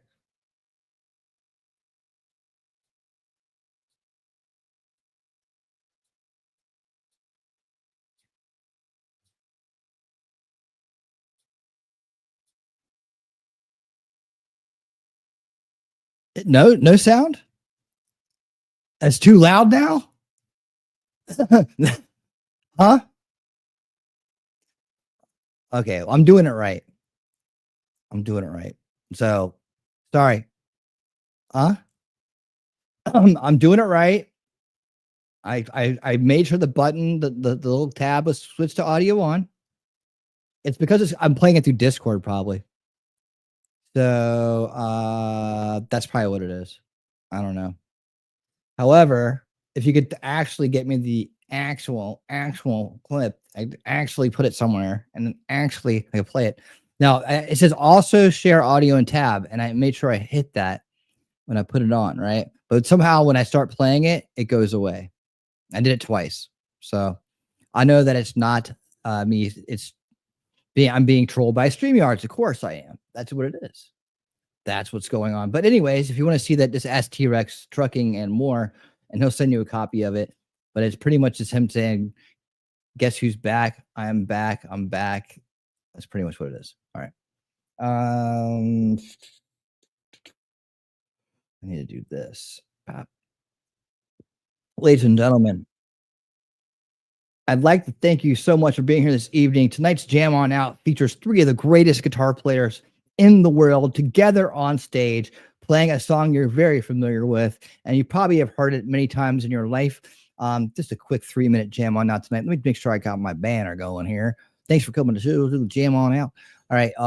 Yes, indeed. I will be back tomorrow night, 8 p.m. No, wait, we're taking tomorrow night off. That's right. Tomorrow night we're off. I won't be back tomorrow night. There'll be no old school watch party Sunday, but when we do come back, we are going to watch Am I Racist? That's a great little documentary. I guess we can call it a documentary or a movie. I don't know. We'll call it something.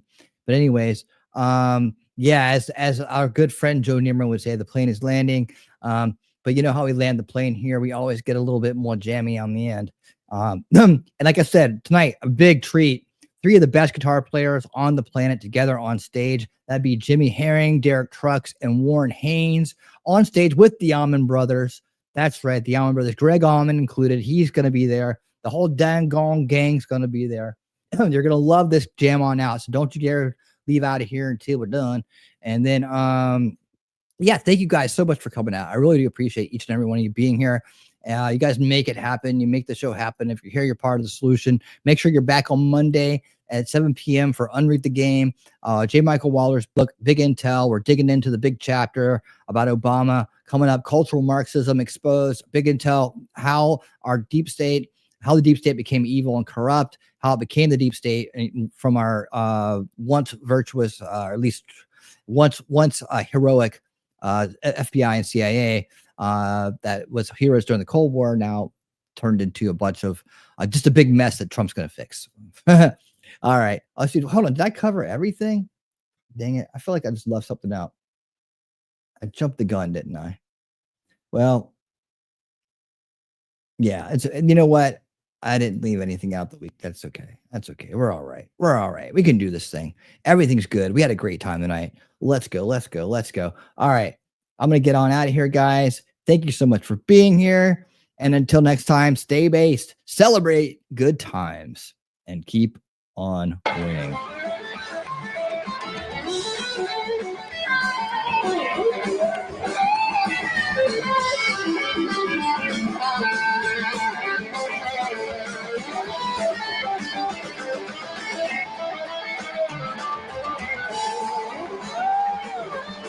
Yeah, we should talk about that sometime. Drummer's one of my good friends. I'm on the road with that guy.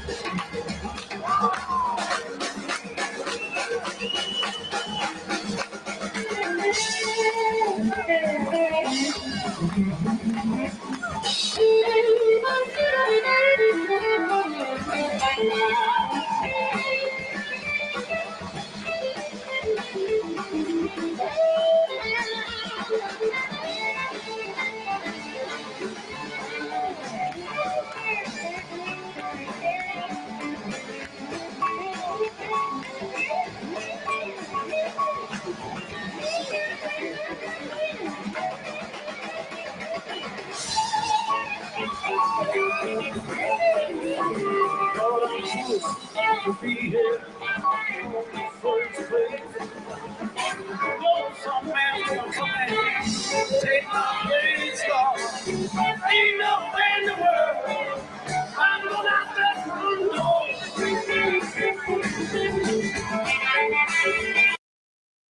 Another man down there, Lord, the old man, I don't know. Maybe another man down there might be old.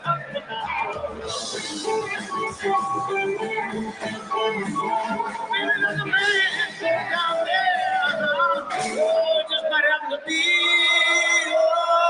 old man, baby.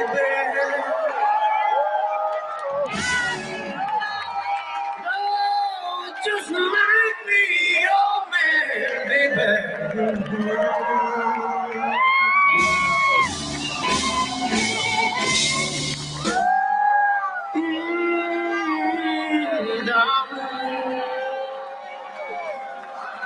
I just don't know.